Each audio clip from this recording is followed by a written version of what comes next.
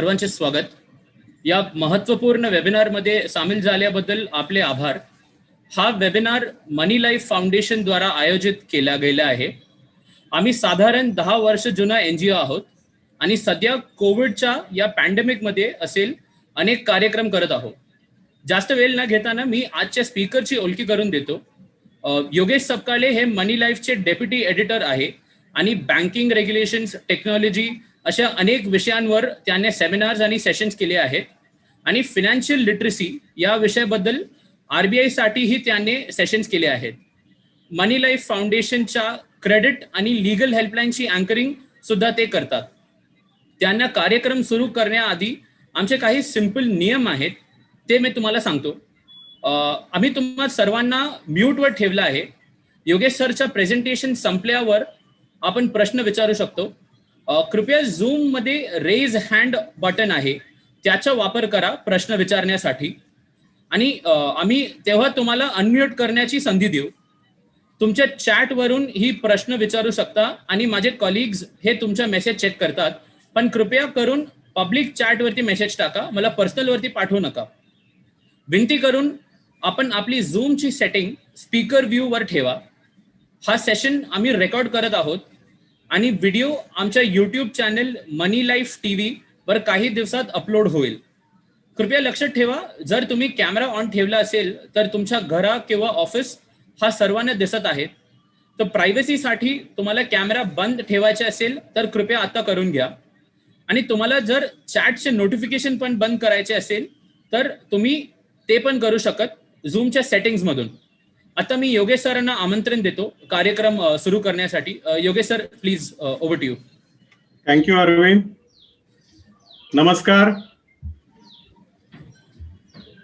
आपण आजच्या कार्यक्रमाला सुरुवात करूया. I just share my screen with you. आपला आजचा कार्यक्रम आहे ऑनलाईन फसवणूक आणि धोकाधडीपासून कसे वाचावे. मुळात सगळ्याची गंमत अशी आहे की इंटरनेटची सुरुवात झाली, तर इंटरनेटची सुरुवात झाल्यानंतर इंटरनेटची जी रचना करण्यात आली त्याच्यामध्ये सिक्युरिटीचा अंतर्भाव नव्हता. त्याच्यामुळे इंटरनेट हे बेसिकली सुरुवातीपासूनच सिक्युअर नव्हतं. त्याच्यामध्ये काही दोष होते आणि ते दोष आहेत आणि ते सिक्युअर नसल्यामुळे म्हणजे बेसिकच त्याची सुरुवात अनसिक्युअर्ड याच्यापासून झाल्यापासून आता ते हॅकेबल आहे. आणि त्याच्यासोबत आता कसं झालेलं आहे की तुमची वैयक्तिक माहिती जी आहे, जी काही तुमची पर्सनल इन्फॉर्मेशन असेल, जसं तुमचं नाव, जन्मतारीख असेल किंवा तुमचं पॅन कार्ड असेल, तुमचे आधार डिटेल्स असतील, ईमेल ID असेल, तुमचं फेसबुक प्रोफाईल असेल, ही सगळी माहिती इंटरनेटवर फुकटात उपलब्ध आहे, कुणालाही मिळू शकते ती. त्याच्यामुळे मग ह्याचे जे धोके आहेत ते खूप वाढलेले आहेत.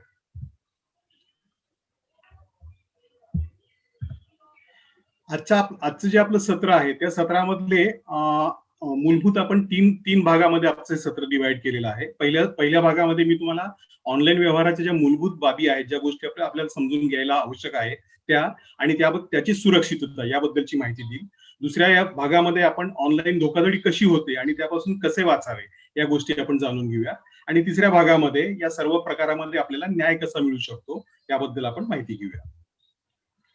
सगळ्यात सुरुवातीला ज्या वेळेला मी इंटरनेटचा विषय काढला, तर इंटरनेटचा विषय म्हणजे आपल्यासाठी वेबसाईट असा असतो. वेबसाईटला आपण संकेतस्थळ असं म्हणतो मराठीमध्ये.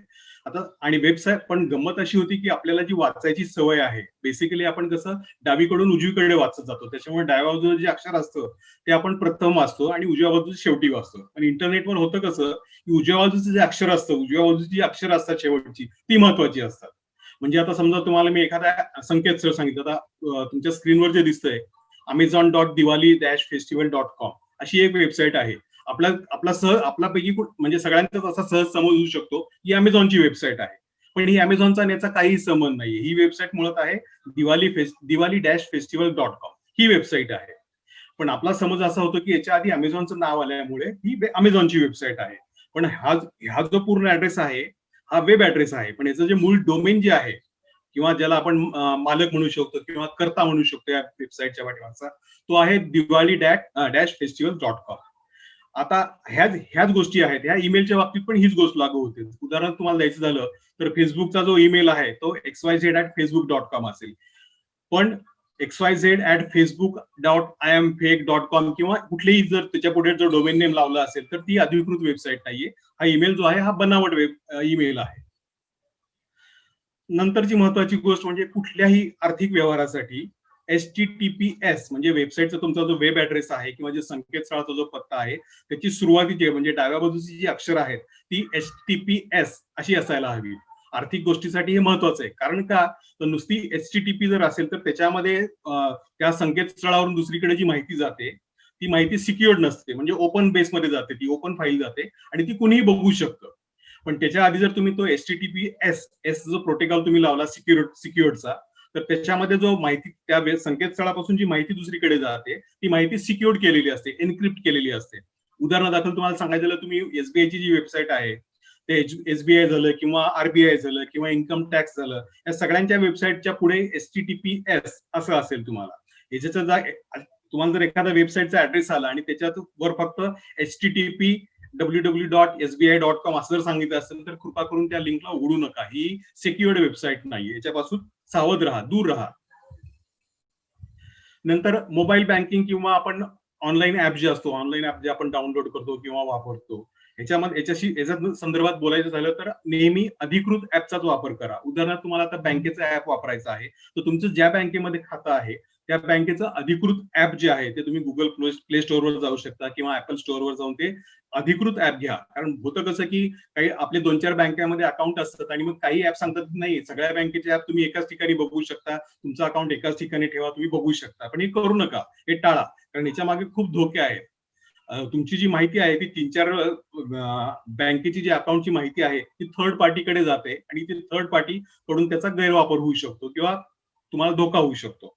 दुसरा भाग म्हणजे सुरक्षित इंटरनेट जोडणीचा वापर करा. बऱ्याचदा होतं कसं की आता साधारणपणे रेल्वे स्थानकावर जर तुम्ही गेलात तर रेल्वे स्थानकावर तुम्हाला फ्री वायफाय सगळीकडे बोर्ड लावलेले असतात.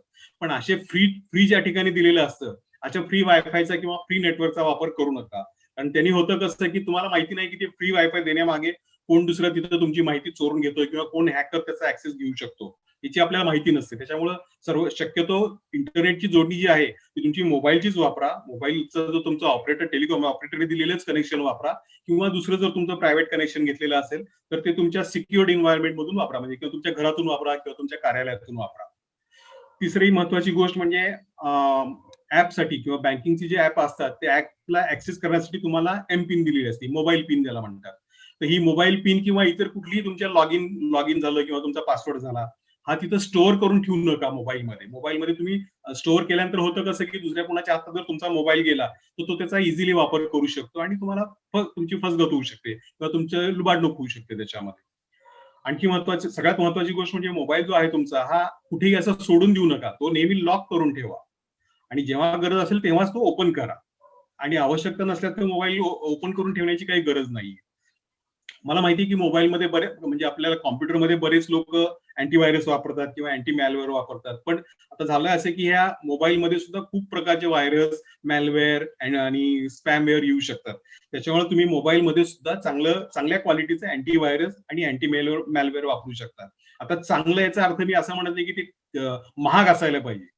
फुकटात सुद्धा काही चांगले अँटीव्हायरस आहेत. फक्त तुम्ही कुठलेही अँटीव्हायरस सिलेक्ट करताना त्याच्या ज्या रेटिंग्स आहेत, स्टार रेटिंग्स आहेत किंवा त्याचे लोकांनी त्याचे कॉमेंट दिलेले आहेत, रिव्ह्यू केलेले आहेत ते तुम्ही बघा आणि त्याचे जास्तीत जास्त चांगले स्टार रेटिंग, चांगले रिव्ह्यू ज्याचे असतील ते अँटीव्हायरस तुम्ही डाउनलोड करा आणि वापरा.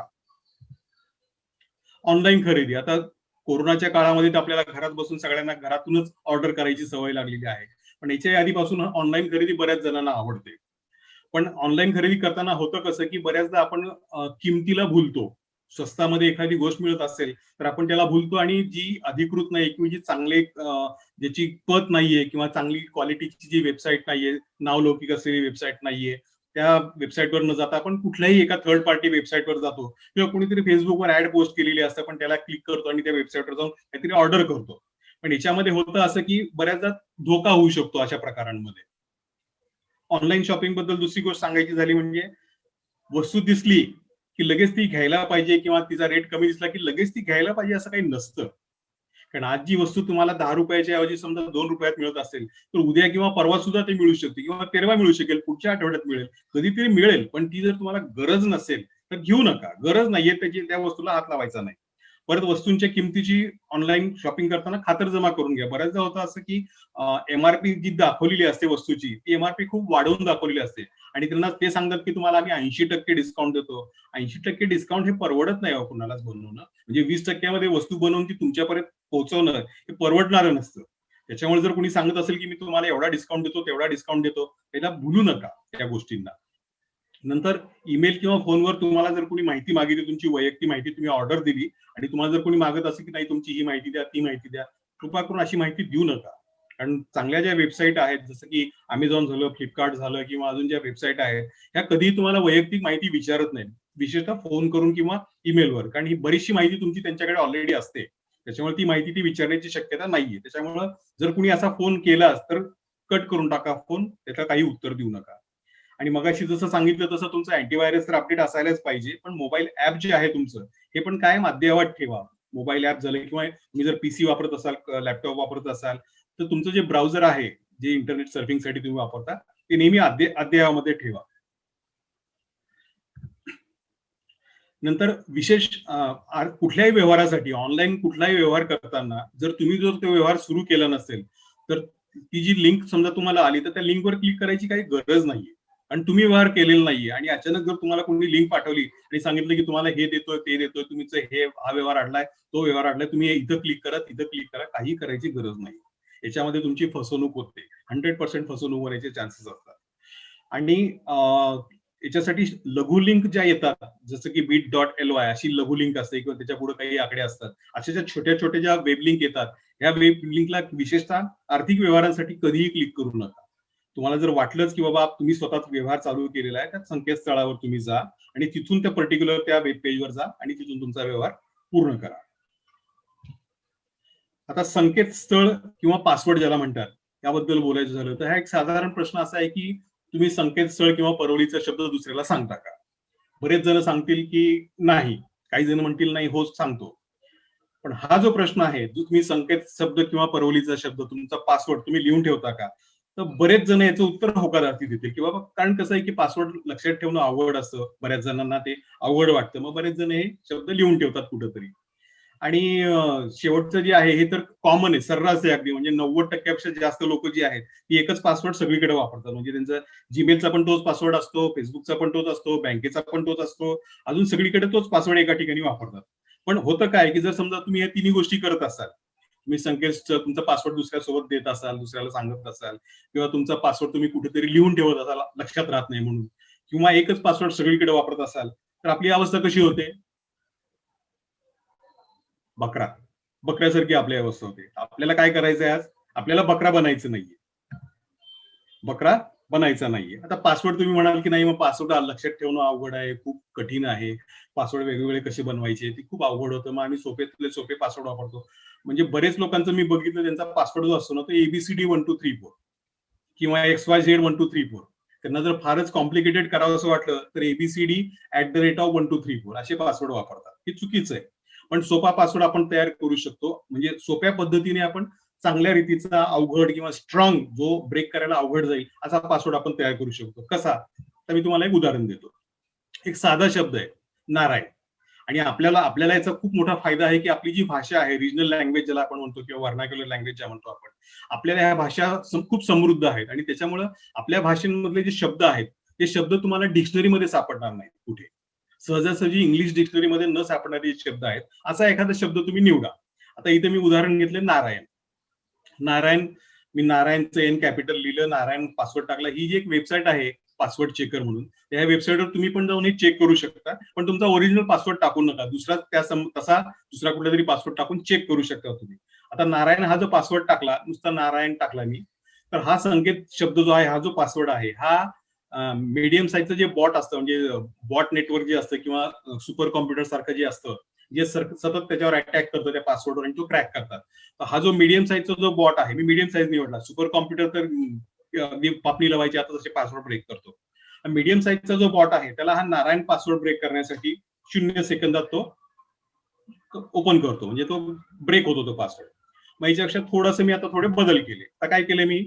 नारायण सेम ठेवलेला आहे. फक्त नारायण मध्ये मी काय केले की काही शब्द कॅपिटल मध्ये केलेले आहेत, मोठ्या लिपीमध्ये केले, काही शब्द मी छोट्या लिपीमध्ये ठेवलेले आहेत. आणि 1 2 3 4 असे फक्त आकडे टाकलेले शेवटी. यांनी झालं काय, आधी आपल्याला किती वेळ लागत होता मीडियम बॉटला 0 सेकंद. याच्यामध्ये मी थोडेसे बदल केले. आता तो बदल केल्यानंतर हा जो पासवर्ड आहे ब्रेक करण्यासाठी लागणारा वेळ जो आहे मीडियम बॉटला तो अंदाजे 6 दिवस आहे. पण मग मला आणखी स्ट्रॉंग पासवर्ड पाहिजे याच्यापेक्षा. तर काय करता येईल याच्यामध्ये? खूप खूप सोपी पद्धत आहे. आता कसं की नारायणचा आपण वापर केलेला आहे, तर नारायण शब्दाशी मिळतं जुळतं किंवा तुम्हाला आठवेल असं कुठलीही एखादी म्हण घ्या किंवा एखादा वाक्प्रचार घ्या जो तुमच्या सहज लक्षात राहतो किंवा जे तुम्ही सतत वापरता, त्याला आपण पालुपद म्हणतात ना, तर पालुपद जर तुमचं एखादं असेल, तुम्ही जो एखादा शब्द कायम बोलत असाल तर तो शब्द एखादा तुम्ही वापरू शकता. आता इथं आपण काय केलं की नारायणचं उदाहरण घेतलेलं आहे, त्याच्यामुळे मग नारायण पासून काय तयार केलं मी, आडला नारायण धरी गाढवाचे पाय. आता ही आपली म्हण आहे. याच्यामध्ये मी काय केलं, आडला जो आहे आडला वेगळा केला, नारायण वेगळा केला, धरी गाढवाचे पाय, हे सगळे शब्द मी वेगवेगळे केलेले. तर आडलेला जो आहे तो आडलेसाठी मी काय वापरलं, एडीएल आणि भागाकाराचं चिन्ह, म्हणजे हा भागाकार म्हणजे हा अडवलेला आहे कुठेतरी. नारायण, नारायण म्हणजे फक्त एनआरएन आणि एकमेव नारायण असा तो शब्द आहे. धरी, धरी म्हणजे त्याला चौकोनात कुणीतरी धरून ठेवलेलं आहे, बंदिस्त केलेलं आहे. धरले, गाढव, गाढव म्हणजे शून्य, जीडेएच शून्य, आणि खाली खाली लोटांगण घातलेलं आहे त्यांनी, आणि पुढे काय, पाय, पीवाय पाय. सिंपल. आता हा जो पासवर्ड मी केलेला आहे, हा पासवर्ड मी त्या पासवर्ड चेकर वेबसाईटवर टाकून बघितला. आता तुम्हाला काय वाटतं की मगाशी आपण पहिला पासवर्ड होता आपला नारायण, नारायण ब्रेक करायला 0 सेकंद लागले, नारायण 1 2 3 4 ब्रेक करायला 6 दिवस लागले साधारणपणे. आता हा पासवर्ड किती वेळामध्ये ब्रेक करता येईल, 2 लाख कोटी वर्ष. किती, 2 लाख कोटी वर्ष. त्याच्यामुळं सोप्यात सोप्या पद्धतीने तुम्ही पासवर्ड अवघड, स्ट्रॉंग, रोबस्ट तयार करू शकता. फक्त चांगली म्हण वापरा, चांगला वाक्प्रचार वापरा. मराठीमध्ये आपल्याकडे भरपूर तुम्हाला त्या हे आहेत, संधी आहेत, भरपूर आपल्याकडे साठा आहे, शब्दसंग्रह भरपूर मोठा आहे आपल्याकडे मराठीमध्ये, तो वापरा आणि असा साध्या रीतीने तुम्ही चांगला पासवर्ड तयार करू शकता. प्रत्येक वेबसाईटसाठी तुम्ही पासवर्ड करू शकता. आता समजा हा पासवर्ड आपण तयार केला आणि मला हा समजा एसबीआय साठी वापरायचा आहे, तर एसबीआय शी मिळतं जुळतं मी याच्या पुढे जर समजा एसबीआय टाकला तर तो माझा एसबीआय साठी पासवर्ड होऊ शकतो, किंवा एस सुरुवाती टाकला आणि बीआय शेवटी टाकला तर तो माझा एसबीआयचा पासवर्ड तयार झाला. समजा माझं खातं आयसीआयसीआय बँकेमध्ये आहे तर मी आयसीआयसीआय बँक सुरुवातीला टाकेल किंवा नुसतं आयसीआयसीआय सुरुवातीला टाकेल, मध्ये हा पासवर्ड टाकेल आडला नारायण धरी गाढवाचे पाय, आणि शेवटी परत बँक टाकेल. माझा पासवर्ड तयार झाला आयसीआयसीआय बँकेसाठी. तर बेसिकली तुम्ही एक जर स्ट्रॉंग पासवर्ड तयार केला तर त्याला मागे पुढे काहीतरी प्रेफिक्स किंवा सफिक्स लावून तुम्ही प्रत्येक वेबसाईटसाठी वेगवेगळा पासवर्ड तयार करू शकता. फार सोपी पद्धत. आता तुम्ही म्हणाल पासवर्ड तर झाला, पण अवघड प्रश्न असा येतो की आपली जी कार्ड असतात, एटीएम कार्ड झालं किंवा डेबिट कार्ड झालं, क्रेडिट कार्ड झालं, ह्याची जी पिन असते ही आपल्याला बँकेकडून जी येते ती आपण वर्षानुवर्ष तशीच ठेवतो. आपण फक्त ते लिफाफा फोडतो, बघतो, तो जो आहे तो फक्त लक्षात ठेवतो आणि कधीच बदलत नाही तो, पण तो बदलायला पाहिजे. त्याचं आपल्याला ऑप्शन दिलेलं असतं. आपल्याला बँकेचं जे पत्र येतं त्या पत्र सुद्धा पहिल्यांदा सांगितलेलं असतं की तुम्ही हा पासवर्ड बदला, हा जो पिन आहे तो तुम्ही बदला. पण अडचण अशी येते की हा जो पिन आहे हा केवळ 4 आकड्याचा असतो. त्याच्यामुळे तुम्ही खेळून खेळून किती खेळणार आहेत, 1000 ते 9999 यापैकी एका आकड्यामध्ये तुम्हाला खेळायचंय. पण त्याची सुद्धा सोपी पद्धत आहे. तुमच्या मोबाईलवर आपल्या मोबाईलचे जे डायलर आहे किंवा आपण कुणाला फोन करताना जी स्क्रीन आपल्या समोर येते ती स्क्रीन ओपन करा. त्याच्यावर प्रत्येक आकड्याच्या खाली हे दिलेली अक्षरं टाकलेली आहेत. तर ती अक्षर तुम्ही निवडा. आता आपण जे मगाचं उदाहरण आपलं परत कंटिन्यू करू. आडला नारायण धरी गाढवाचे पाय. मी काय केलं, याच्यामधलं पहिलं अक्षर घेतलं, अ न ग प. आडला नारायण गाढवाचे पाय, अ न ग प, कारण आपल्याकडे 4च आकडी आहेत. मग ही 4 आकडी मी 4 अक्षरं निवडली. ह्या 4 अक्षरांशी मिळता जुळता जो कुठला डायल पॅडवरचा नंबर आहे तो नंबर मी निवडला. म्हणजे आलं कसं, अ न ग प चा अर्थ झाला एएनजीपी, आणि आकडा कुठला आला त्याच्यासाठी, 2647. 2647 हा माझा झाला पिन. तर अशा पद्धतीने तुम्ही कितीही वेळा तुमचा पिन बदलू शकता. आणि गंमत करायची झाली याच्यामध्ये थोडी, तुम्हाला वाटली की आता नाही हा तर फार सोपा झाला, मग 1 आणि 0 जे आकडे आहेत ज्याच्या पुढे कुठलंही हे दिलेलं नाही, अक्षर दिलेलं नाहीये, तो मध्येच मिक्स करा, आणखी अवघड पिन तयार होईल तुमची. अवघड म्हणजे उघडण्यात दुसऱ्या कुणाला तरी उघडण्यासाठी अवघड, पण तुम्हाला लक्षात ठेवायला सोपी अशी पिन तयार होते. आणि ही रेग्युलरली करायला पाहिजे. सर्वसाधारणपणे तुम्ही किमान 6 महिन्यातून एकदा तरी तुम्ही तुमच्या कार्डची पिन चेंज करायला पाहिजे. आता आपण एक थोडीशी गोषवारा घेऊया. आतापर्यंत आपण जे काही बोललो त्याच्याबद्दलचा. सगळ्यात महत्वाची गोष्ट म्हणजे ब्राउझर, वेबसाईट आणि तुमचे जे काही मोबाईल ऍप्स आहेत ते रेग्युलरली अद्ययावत ठेवा, अपडेटेड ठेवा. केवळ माहिती ज्यांची तुम्हाला आहे पूर्ण माहिती अशा लोकांशीच तुमचे आर्थिक व्यवहार करा. नंतर डेबिट आणि क्रेडिट कार्डचा वापर करताना त्यावर कायम लक्ष राहू द्या. व्यवहार केल्यानंतर रक्कम तुमच्या खात्यामधून किती गेलेली आहे, किती शिल्लक आहे याच्यावर पण लक्ष ठेवा. तुम्हाला जे मेसेज येतात, SMS येतात किंवा तुम्हाला जो ईमेल येतो याच्यावर पण लक्ष ठेवा. आणि काय करायला नाही पाहिजे, की सार्वजनिक ठिकाणी तुम्ही गेलात, रेल्वे स्थानकावर गेलात, फ्री वायफाय आहे किंवा कोणाच्या घरी गेलात, फ्री वायफाय आहे, तिथून तुम्ही बँकेचे व्यवहार करू नका, आर्थिक व्यवहार कुठलेही करू नका अशा ठिकाणावर. आणि तुमची जी ओळख आहे, म्हणजे तुमचा जो लॉग इन पासवर्ड आहे किंवा OTP आहे किंवा कार्डच्या पाठीमागे एक CVV कोड असतो, तो कोड हा कुणालाही देऊ नका, शेअर करू नका कुणासोबतही. आणि क्रेडिट कार्ड, डेबिट कार्ड, कुठलंही तुमचं प्लास्टिक कार्ड कुठलंही असेल तर त्याचा जो तपशील आहे डिटेलमध्ये, म्हणजे तुमचं कार्डवरचं नाव काय, त्याची एक्सपायरी डेट काय आणि तुमचं CVV काय, ही माहिती कुणासोबतही शेअर करू नका. हा झाला आपला पहिला पार्ट. आता आपण वळूया दुसऱ्या भागाकडे. दुसऱ्या भागामध्ये ऑनलाईन फसवणूक आणि धोकाधडी. तर याच्यामध्ये गंमत अशी होती की याचे जे साधारणपणे सहा याचे वेगवेगळे प्रकार आहेत. ऑनलाईन फसवणूक कशी होती, याच्यामध्ये होतं कसं की तुमच्याकडून पैसे मागितले जातात किंवा पैशाचा फ्रॉड ज्याला आपण म्हणतो. दुसऱ्या फ्रॉडमध्ये तुम्हाला QR कोड स्कॅन करायला सांगतात, म्हणजे तुम्हाला पैसे पाठवतो, तुम्ही हा QR कोड स्कॅन करा, तुम्हाला पैसे भेटतील. तिसऱ्या याच्यामध्ये तुम्हाला सांगतात की तुम्ही एखादं ऍप मोबाईलवर डाउनलोड करा आणि ते ऍप डाउनलोड केले की आम्ही तुम्हाला पैसे पाठवू. चौथ्या प्रकारामध्ये तुम्हाला तुमचं जे कार्ड आहे, ATM किंवा डेबिट कार्ड, ते आता बंद पडणार आहे, मग तुम्ही हे करा ते करा असं सांगतात. किंवा तुमचं जे सिम कार्ड आहे मोबाईलचं, ते सिम कार्ड बंद पडेल आणि मग तुम्ही हे करा मग ते करा असं सांगितलं जातं. नंतर सामाजिक माध्यमं जी आहेत, समाज माध्यमं ज्याला आपण फेसबुक झालं किंवा ट्विटर झालं, टिकटॉक आता बंद केलं पण टिकटॉक पण होतं, अशी जी माध्यमं आहेत ह्याच्यावर तुमची जी वैयक्तिक माहिती तुम्ही जी देतात, की तुम्हाला वाटतं की चला ह्यानी दिली माहिती, आपणही आपली माहिती देऊ, पण ह्या माहितीचा गैरवापर होऊ शकतो आणि याचा गैरवापर करून तुम्हाला भामटे जे आहेत ते तुम्हाला फसवू शकतात. आणि नंतर सगळ्यात शेवटचा महत्वाचा भाग आहे तो म्हणजे सिम स्वॅप फ्रॉड. याच्यामध्ये होतं असं की तुमचं जे मोबाईलचं जे सिम कार्ड आहे किंवा तुमचा जो नंबर आहे तो नंबर ते भामटे दुसऱ्या सिम कार्डवर ट्रान्सफर करून घेतात. तर कसं करतात ते आपण पुढे बघूया. पण आपल्या ह्याच्यामध्ये सगळ्यात महत्वाचा भाग म्हणजे की हे जे सगळे फ्रॉड कॉल येतात, आपल्याला बऱ्याचदा मोबाईलवर फोन येतो, सर मैं आपके बैंक से बोल रहा हूँ, आपका जो कार्ड है ना वो अकाउंट अभी बंद हो रहा है, तो आप एक काम कीजिए, आपको मैं अभी OTP भेजता हूँ, आप OTP शेअर कर दीजिए ताकि मैं आपका कार्ड कंटिन्यू रखूं. अशा प्रकारचे भरपूर कॉल येतात. हे सगळ्याचं उगम आहे ते जामतारा. जामतारा म्हणजे काय? जामतारा हे झारखंड मधलं एक छोटंसं गाव आहे, म्हणजे जिल्हा झालाय तो आताचा. संथाल परगणा जो होता त्याचं डिव्हिजन करून, म्हणजे धुमका जिल्हा जो होता त्याचं डिव्हिजन करून हा जामतारा जिल्हा तयार करण्यात आलेला आहे. जामतारा हे धनबादच्या जवळचं गाव आहे मूळ, आणि रांची पासून साधारणपणे एक 250 किलोमीटरच्या आसपास आहे. पण महत्वाचा भाग म्हणजे जामतारा जे आहे, जामतारा वेस्ट बेंगालच्या जास्त जवळ आहे झारखंडपेक्षा, म्हणजे त्यांच्याशी जास्त कनेक्टेड आहे. आणि ती जी भाषा आहे संथाली, तर संथाली भाषेमध्ये जामचा अर्थ असा होतो की संथालीमध्ये साप, आणि ताडाचा अर्थ होतो आवास किंवा निवास, म्हणजे जामताराचा अर्थ असा होतो की सापांचा निवास.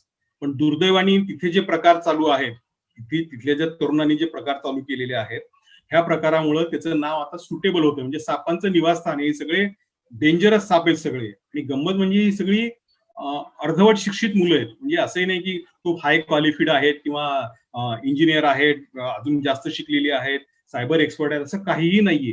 ही अर्धवट शिक्षित मुलं आहेत, फक्त ती स्मार्ट आहेत. आणि स्मार्टपणे पण ते मोबाईलचा वापर करतात, फोनचा वापर करतात, तुमची माहिती घेतात आणि तुम्हाला फसवतात. म्हणजे इनफॅक्ट 2 महिन्यापूर्वीच त्यांनी पंजाबच्या मुख्यमंत्री जे आहेत कॅप्टन अमरिंदर सिंग, त्यांची पत्नी खासदार प्रेम कौर यांना 23 लाख रुपयांना फसवलं होतं. पण अर्थात शेवटी त्या मुख्यमंत्र्यांच्या पत्नी असल्यामुळे पोलिसांनी जाऊन जामताऱ्याहून 2 माणसांना पकडून आलं. पण बाकीचे पोलीस जेवढे काही तिथं जातात दरवेळेला, ते हात हलवत परत येतात, कारण कुणीही सापडत नाही. कारण हे सिम कार्ड 1 दिवसासाठी वापरतात, फेकून देतात, त्याचा ट्रेस लागत नाही. आणि ऑगस्टच्या शेवटच्या 10 दिवसांमध्ये हैदराबादमध्ये जवळपास 600 अर्ज आणि 130 फिर्यादी दाखल झाल्या तिथल्या पोलीस स्टेशन, म्हणजे सायबर पोलीस स्टेशनमध्ये. आणि यातली मॅक्झिमम प्रकरणं जी आहेत ती OTP, eSIM आणि KYC शी संबंधित आहेत.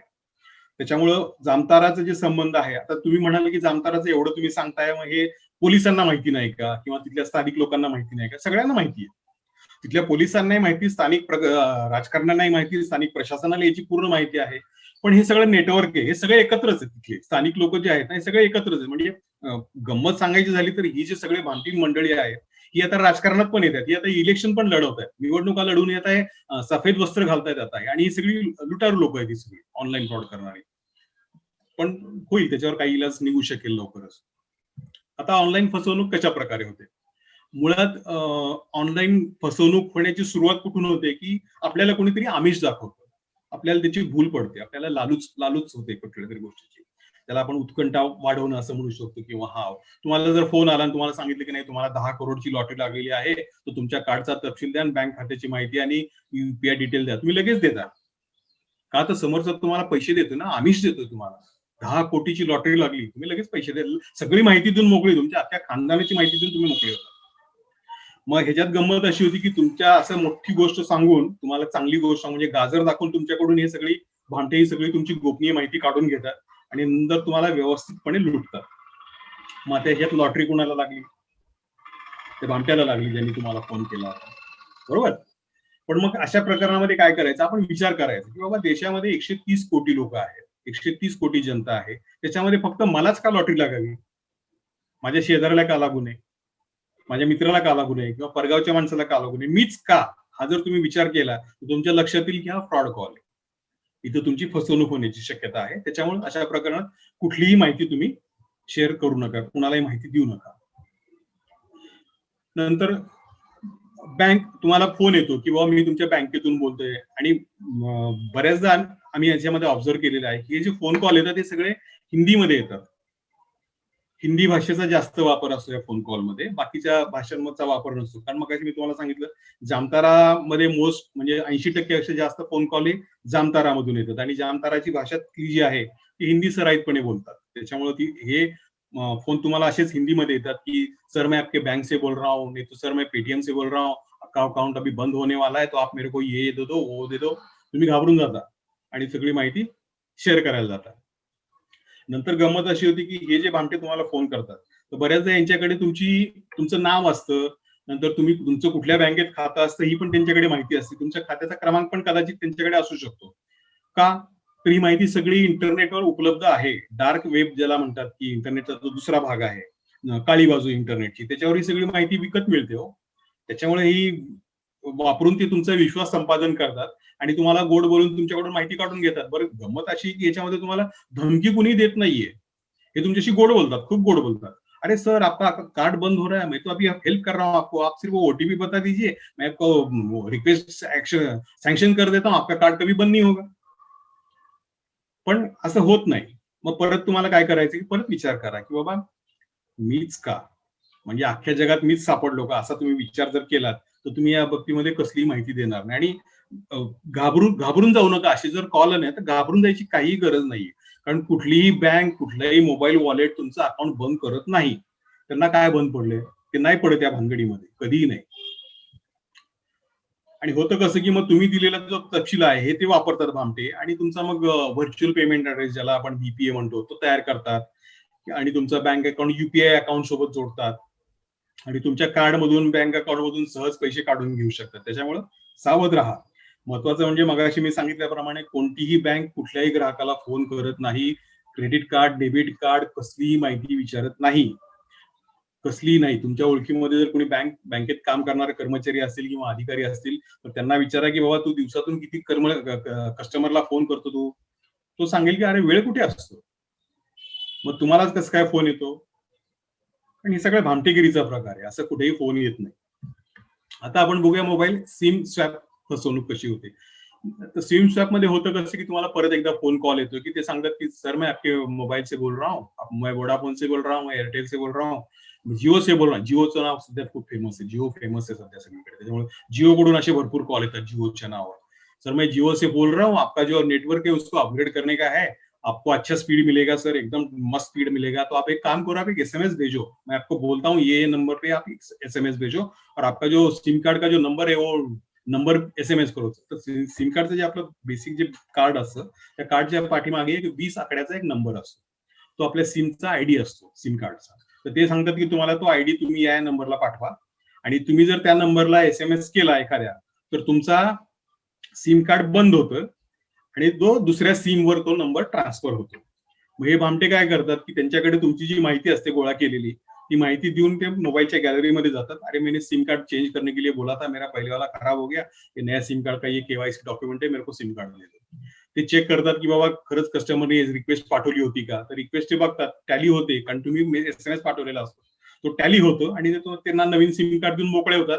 म्हणजे त्यांचं भामट्यांना तुम्हाला फोन करायची सुद्धा गरज नाहीये आता ओटीपी मागण्यासाठी. ओटीपी त्यांच्याच मोबाईलवर जातो, त्याचे सिम कार्ड असतं आणि तुमच्या खात्यातून पैसे आले गेले काय झालं तुम्हाला काहीही कळत नाही याच्यामध्ये. त्याच्यामुळे असं जर तुम्हाला कोणी फोन केला आणि सांगितलं की तुमचं नेटवर्क अपग्रेड करतोय, तुमचा मोबाईल बंद पडणार आहे, हे होणार आहे, ते होणार आहे, हे सगळं खोटं आहे, हे सगळी फसवणूक आहे. काही रिस्पॉन्स देऊ नका. त्याला सांग ठीक आहे, काय हरकत नाही. बंद पडणार आहे ना, पडू दे म्हणा. मला नेटवर्क अपग्रेड करायची गरज नाही. आहे ते मी समाधानी आहे. ते फोन कट करून टाका. आता मोबाईल ऍप मार्फत फसवणूक होते. कशी होते? तर बऱ्याचदा होतं कसं की आपल्यापैकी काही लोक जे सोशल मीडियावर ऍक्टिव्ह असतात, जसं की फेसबुक तुम्ही नेहमी वापरता किंवा ट्विटर असेल किंवा अजून कुठलं सोशल मीडिया असेल ज्यावर तुम्ही खूप ऍक्टिव्ह आहात. तर तुम्हाला काय वाटतं की माझी समजा एखादा प्रॉब्लेम आला आणि तो जर मी सोशल मीडियावर टाकला तर ते कंपनीचे प्रतिनिधी मला लगेच कॉन्टॅक्ट करतील, माझा जो प्रॉब्लेम आहे तो सॉल्व्ह करतील, असं आपल्याला वाटतं. त्याच्यामुळे आपण काय करतो, समाज माध्यमांवर हे असे प्रतिक्रिया टाकतो की हे असं झालं, ते तसं झालं. पण ह्याचा फायदा मग हे परत भामटे घेतात. हे काय करतात, हे बघतात की बाबा हा ह्याला तक्रार आहे, याची अशी अशी तक्रार आहे. मग ते तुम्हाला फोन करतात. कारण तुमचे सगळे डिटेल्स सोशल मीडियावर तुम्ही ऑलरेडी दिलेले असतात ना, नंबर वगैरे, कॉन्टॅक्ट नंबर. ते वापरतात, तुम्हाला फोन करतात.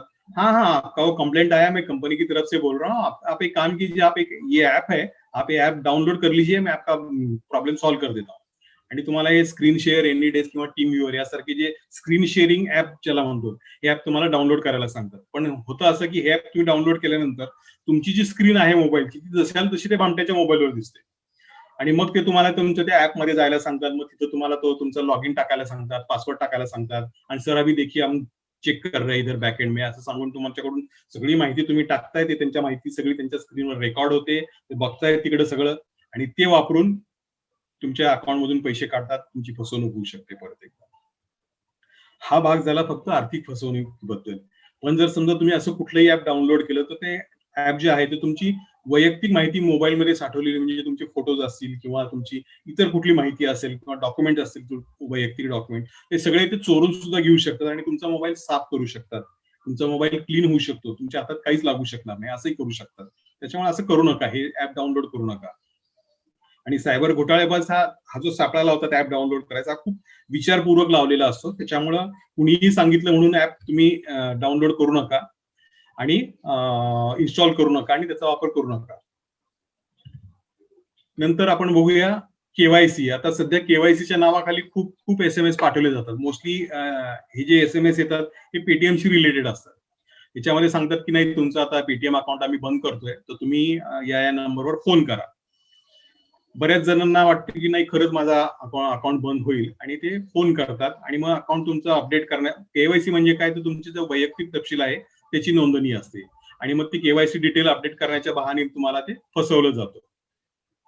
आणि बरेच जण ही फोनवर माहिती देतात. नंतर दुसरा जो मेसेज येतो म्हणजे मोबाईल वॉलेट मधून की तुम्ही एक ऑफर जिंकलेली आहे आणि ती फक्त तुम्ही आमचे टॉपचे ग्राहक आहात, तुम्ही खूप आमचे नावाजलेले ग्राहक आहात, म्हणून तुम्हाला आम्ही ही माहिती, तुम्हाला आम्ही स्पेशल ऑफर देतोय, तर तुमचा क्रेडिट आणि डेबिट कार्ड द्या, ती ऑफर आम्ही तुमच्या अकाउंटमध्ये जमा करू. किंवा तुम्हाला आम्ही संपूर्ण भारतामध्ये आम्ही केवायसीची प्रोसेस सुरू केलेली आहे, तुम्ही केवायसी केल्यानंतर तुम्हाला 1 लाखापर्यंतचे व्यवहार आमच्या ऍपवरून करता येतील. त्याच्यासाठी तुमचा पुरावा द्या आणि तुमचा कार्डचा तपशील द्या, म्हणजे आम्ही केवायसी कंप्लीट करू. किंवा तुम्ही आता जी खरेदी केली त्या खरेदीवर मी तुम्हाला ₹5,000 ₹10,000 तुम्हाला आम्ही बोनस लागलेला आहे, तुम्हाला डिस्काउंट जॅकपॉट लागलेला आहे किंवा कॅशबॅक लागलेला आहे. कॅशबॅक आम्ही देतोय, तुमच्या अकाउंट डिटेल द्या, आम्ही कॅशबॅक तुम्हाला देऊ. तर मुळात असं आहे की हे जे ऍप आहेत किंवा हे जे कॉल येतात, समजा कोणी कॉल केला तर त्याच्याकडे तुमची ऑलरेडी माहिती असते. तुम्ही बँक म्हणजे मोबाईल वॉलेट जरी तुम्ही वापरत असाल तर तुमची माहिती त्यांच्याकडे गेलेली असते. मग ती माहिती त्यांच्याकडे असताना परत तुम्हाला कशाला ती माहिती विचारतील? तर याच्यामध्ये फक्त फसवणूक होते, दुसरं काही नाहीये. त्याच्यामुळे सायबर फसवणूक जी आहे ही खूप चुटकीसरशी होऊ शकते. तुमचं कार्ड, बँक अकाउंट, आधार, पॅन नंबर किंवा वैयक्तिक तपशील कुणालाही देऊ नका आणि सुज्ञपणाने वागा. आणि कमीत कमी फोनवर तर कधीच शेअर करू नका. फोनवर, ईमेलवर हे माहिती कधीही द्यायची नाहीये. आणि होतं याच्यामध्ये कसं की महिला आणि ज्येष्ठ नागरिक जे आहेत ते या ऑनलाईन भामटे जे आहेत त्यांचे प्रमुख लक्ष आहेत. कारण ह्या लोकांना बाहेरच्या व्यवहाराची माहिती फारशी नसते. जग कसं चालेल ह्याच्याबद्दल यांना थोडंसं दूर गेलेले असतात. त्याच्यामुळे हे पटापट माहिती देतात. आणि होतं कसं की हे जे भामटी लोक आहेत, हे साधारणपणे समजा 100-200 लोकांना केवायसी अपडेटचे मेसेज पाठवले, तर याच्यापैकी अगदी म्हणजे 5-10% जरी लोक आहेत जी सिनियर म्हणजे महिला आहेत किंवा ज्येष्ठ नागरिक आहेत, त्यांनी याला रिप्लाय दिला, प्रतिसाद दिला आणि त्याला फोन केला तरी त्याचं काम भागतं, दिवस त्याचा भागतो त्याचा. आता बघूया आपण ऑनलाईन खरेदीमध्ये कशी फसवणूक होते. आता ही जी वेबसाईट आहे हे एक ताजं उदाहरण आहे. ह्या वेबसाईटनी सांगितलं की तुम्हाला रिअलमीचा जो फोन आहे तो आम्ही फक्त तुम्हाला 7,000 मध्ये देऊ. पण रिअलमीचा जो फोन आहे त्याची मूळ मूळ किंमत आहे ती साधारणपणे 15,000 रुपये आहे. आणि 15,000 चा फोन जर तुम्हाला 7,000 मध्ये कोणी देत असेल तर कुणाला वाटेल की नाही खरंच चांगलं आहे. पण ह्या वेबसाईटवर गेल्यानंतर प्रत्यक्षात असं लक्षात आलं की या वेबसाईटवर अशा प्रकारची भरपूर लिस्टिंग आहे. म्हणजे हाच एक फोन नाही, भरपूर फोन दाखवलेले आहेत, नंतर कपडे सुद्धा दाखवलेले आहेत. पण कपड्यांच्या खाली जो मेसेज त्यांनी टाकला होता तो फक्त वेबसाईट बनवताना जो टेस्ट मेसेज असतो तो टेस्ट मेसेज टाकलेला आहे, तो खरा नाहीये मेसेज. आणि सगळ्यात महत्वाची गंमत म्हणजे ही वेबसाईटचा जो क्लेम होता की आम्ही आता फक्त शिवगंगामध्येच ऑर्डर डिलिव्हर करतोय, पण तुम्ही जगातून कुठूनही ऑर्डर पाठवू शकता. कशासाठी? म्हणजे तुम्ही ऑर्डर पाठवा जगातून आणि ते फक्त शिवगंगामध्ये डिलिव्हरी करणार. कुणालाच नाही, कुणालाही डिलिव्हरी मिळणार नाही. हे सगळे फसवणूक आहे. त्याच्यामुळं चांगली पत किंवा नावलौकिक असलेल्या संकेतस्थळावरूनच खरेदी करा. नंतर वैयक्तिक माहिती. आता कोरोनाच्या पार्श्वभूमीवर जे लॉकडाऊन आहे किंवा संचारबंदी आहे त्याच्यामुळं लोक फेक लिंक पाठवतात की बाबा तुम्हाला पंतप्रधान बेरोजगार भत्ता योजनेमध्ये नोंदणी करून देतो, मग तुम्हाला एवढे पैसे भेटतील तेवढे पैसे भेटतील, किंवा तुम्ही जिओ तुम्हाला आयुष्यभर फुकटात मिळेल, तुम्हाला मी अशी लिंक पाठवतो, ह्या लिंकला तुम्ही क्लिक करा किंवा हा मेसेज तुम्ही 10 लोकांना पाठवा, 20 लोकांना पाठवा, मी तुम्हाला जिओ फ्री देऊ, असं फ्री देऊ, तुम्हाला फ्री रिचार्ज करून देऊ वगैरे वगैरे असे प्रकार चालतात. किंवा काही लोकांना असे पण फोन आले किंवा तुम्ही आरबीआयने जे मोरेटोरियम डिक्लेअर केलं होतं किंवा तुमचा हप्ता थांबवण्याचं जो आरबीआयने डिक्लेअर केलं होतं त्या लोकांना हे पण मेसेज गेले की आम्ही तुमचा बँकेचा हप्ता थांबवून देऊ, तुम्ही आम्हाला ही माहिती द्या किंवा असं करून द्या. ज्या वेळेला लोकांनी माहिती दिली त्यावेळेला त्यांच्या खात्यामधून पैसे काढून घेतलेले आहेत. अशी कुठलीही माहिती देऊ नका. हा एक ताजं उदाहरण आहे. त्याच्यामध्ये मेसेज आला होता की जिओची ऑफर आहे आणि मुकेश अंबानींनी 6वे श्रीमंत व्यक्ती झाल्यामुळे त्यांच्या पत्नी स्मिता अंबानी यांनी फ्री रिचार्ज दिलेला आहे. आता बेसिक कॉमन सेन्स आहे, म्हणजे आपण विचार केला तर मुकेश अंबानी जगात 6वे श्रीमंत व्यक्ती झाले तर मग ते ऑफर देतील ना, त्यांची पत्नी कशाला ऑफर देईल, हा पहिला प्रश्न. आणि जगातला 6व्या नंबरचा श्रीमंत माणूस फक्त 349 रुपयाचा रिचार्ज देतो, ते सुद्धा 3 महिन्यासाठी, वर्षभरासाठी का नाही देत, हा आपण स्वतःला विचार करायचा. आम्ही ही वेबसाईट जी आहे याच्यामध्ये दिलेली वेबसाईटची चौकशी केली तर वेबसाईटचं मूळ जो URL होतं किंवा ज्याला वेब ऍड्रेस ज्याला म्हणतो आपण संकेतस्थळ, हे free-gift.xyz असं त्याचं मूळ वेब ऍड्रेस होतं. त्याच्यामुळे आणि याचा आणि जिओचा किंवा रिलायन्सचा किंवा अंबानी परिवाराचा काहीही संबंध नाहीये. त्याच्यामुळे असे मेसेज आल्यानंतर त्याच्यावर विश्वास ठेवू नका. समाज माध्यमांद्वारे फसवणूक आणि लुटीचे प्रकार खूप वाढलेले आहेत. आता इथे मी तुम्हाला सहज उदाहरणं दिलेली आहेत की फेसबुकवर ह्या रेल्वे कर्मचाऱ्याला ती महिला होती, तिने सांगितलं की नाही मी महिला आहे आणि मी कॅनडाची आहे असं तसं सांगून तिने त्याला फसवलं, त्याच्याकडून पैसे उकळले आणि फसवणूक झाली त्याची. दुसरा OLX वर एक प्रकार चालू आहे की तुम्ही एखादी वस्तू विकायला टाकलेली असेल OLX वर, तर तुम्हाला लगेच रिस्पॉन्स येतो की बाबा हा आपने ये आयटम डाला था, मेरे को वो खरीदने का है. तुम्ही विचार करते की बाबा आयटम न बघता खरेदी करणार हा कोण महाभाग आहे. तो महाभाग सांगतो की नहीं मैं अभी इधर नहीं हूँ, मैं मिलिट्री में हूँ, उधर हूँ, तो मैं मेरा KYC डॉक्युमेंट भेजता हूँ. तो बऱ्या म्हणजे OLX वर हा प्रकार जास्त झालेला आहे की बनावट सैनिक, त्यांनी बनावट कार्ड किंवा सैनिकाचे ID कार्ड वापरून त्यांनी लोकांना फसवलेलं आहे. मध्ये तुम्हाला फोन करता आणि मग सांगतात अरे नहीं मैं तो अभी बॉर्डर पे हूँ, इधर हूँ, उधर हूँ, आप एक काम कीजिए, आप बैंक का आपका नंबर दीजिए, मैं अभी आपको ट्रांसफर कर देता हूँ पैसा. तुमच्याकडून तुमची माहिती काढून घेतात आणि परत तुम्हाला सांगतात की मैं अभी टेस्ट कर रहा हूँ, आपको एक OTP आएगा, OTP शेअर करो. तुम्ही OTP शेअर केल्यानंतर तुमच्याच खात्यातले पैसे ते काढून घेतात आणि गायब होतात. महिलांनी विशेषतः काळजी घ्यायला पाहिजे. फेसबुकवर जे तुम्ही फ्रेंड निवडता आहात ते किमान काळजीपूर्वक निवडा, त्यांची पूर्ण माहिती काढा. म्हणजे मुळात असं आहे की सोशल मीडियावर तुमची जी प्रोफाईल असतं ते खरं असतं असं नाही. त्याच्यामुळं काळजीपूर्वक राहा. फेसबुकवर कुणालाही असा वाव देऊ नका. ही आजचीच बातमी आहे. जे आता सोशल मीडियावर जे चालू आहे कपल चॅलेंज नावाचा जो प्रकार चालू आहे, याच्यामध्ये तुम्ही फोटो टाकताय, कपल म्हणजे नवरा बायको फोटो टाकतायत कपलचे, ह्या फोटोचा गैरवापर होऊ शकतो. ते फोटो मॉर्फ केले जाऊ शकतात किंवा त्याचा फोटोशॉप मध्ये त्याचे वेगवेगळे इफेक्ट देऊन दुसरीकडे त्याचा वापर होऊ शकतो, गैरवापर होऊ शकतो. त्याच्यामुळे सोशल मीडियावर हे असे प्रकाराला बळी पडू नका किंवा भूलून जाऊ नका ह्या अशा गोष्टींना. तुम्ही तुमचा घरचा फोटो किंवा तुमच्या फॅमिलीचा फोटो सोशल मीडियावर टाकला नाही तर काही दुनिया इकडची तिकडे होणार नाहीये. पण जर समजा त्याचा गैरवापर झाला तर तुम्हाला त्याचं खूप मोठं नुकसान सहन करावं लागू शकतं. तुमचा फोटो किंवा तुमच्या पत्नीचा फोटो जर समजा दुसरीकडे वापरला गेला वेगळ्या कारणासाठी, विचित्र कारणासाठी, तर तुम्हाला त्याचा त्रास होऊ शकतो, खूप त्रास होऊ शकतो. त्याच्यामुळं फेसबुकवर विशेषतः फेसबुक आणि ट्विटरचे तुमचे जे पासवर्ड आहेत ते तुमची जन्मतारीख किंवा तुमचं नाव किंवा मोबाईल नंबर असे असे पासवर्ड वापरू नका. आणि कुठल्याही अनोळखी व्यक्ती जर मी तुम्हाला जर फ्रेंड रिक्वेस्ट पाठवली आणि जास्त तुमच्याशी संपर्क किंवा संलग्नता वाढवायचा प्रयत्न केला तर सावध व्हा. हे सगळं डाव सुद्धा असू शकतो, तुम्हाला लुबाडण्याचा डाव असू शकतो. आता आपण वळूया ओटीपी कडे. ओटीपी म्हणजे काय? One time passcode. तुम्ही आर्थिक व्यवहार चालू केल्यानंतर तुम्हाला तो व्यवहार पूर्ण करण्यासाठी एक 4 आकडी म्हणजे आकडे येतात तुमच्या मोबाईलवर. तो ओटीपी असतो. तो 4 आकडी असतो, 6 आकडी असतो, 8 आकडी असतो. बँकेच्या ह्याच्याप्रमाणे नॉर्मली आता सगळ्या बँका 8 आकडी वापरायला लागलेत. 8 आकडी ओटीपी असतो. हा जो ओटीपी आहे, हा ओटीपी तुम्ही कुणालाही शेअर करायचा नाहीये. तुम्ही जो व्यवहार करताय त्याच व्यवहारासाठी तुम्हाला वापरायचा आहे. पण कोणी फोनवर विचारला किंवा बाजूच्यानी जरी विचारला की ओटीपी आहे अरे दे मेरे को, कुणालाही देऊ नका. कारण त्याच्यामधून तुमची फसवणूक होऊ शकते. आणि मूळ गंमत अशी आहे की ओटीपी म्हणजे तुमचं हे शेवटचं संरक्षक कवच आहे. कुठल्याही व्यवहारामध्ये, आर्थिक व्यवहारामध्ये ओटीपी आला म्हणजे तो व्यवहार पूर्ण झाला. म्हणजे तुम्ही सही करून दिला, ब्लँक चेक दिला असा त्याचा अर्थ होतो. त्याच्यामुळे ओटीपी तुम्ही शेअर करू नका.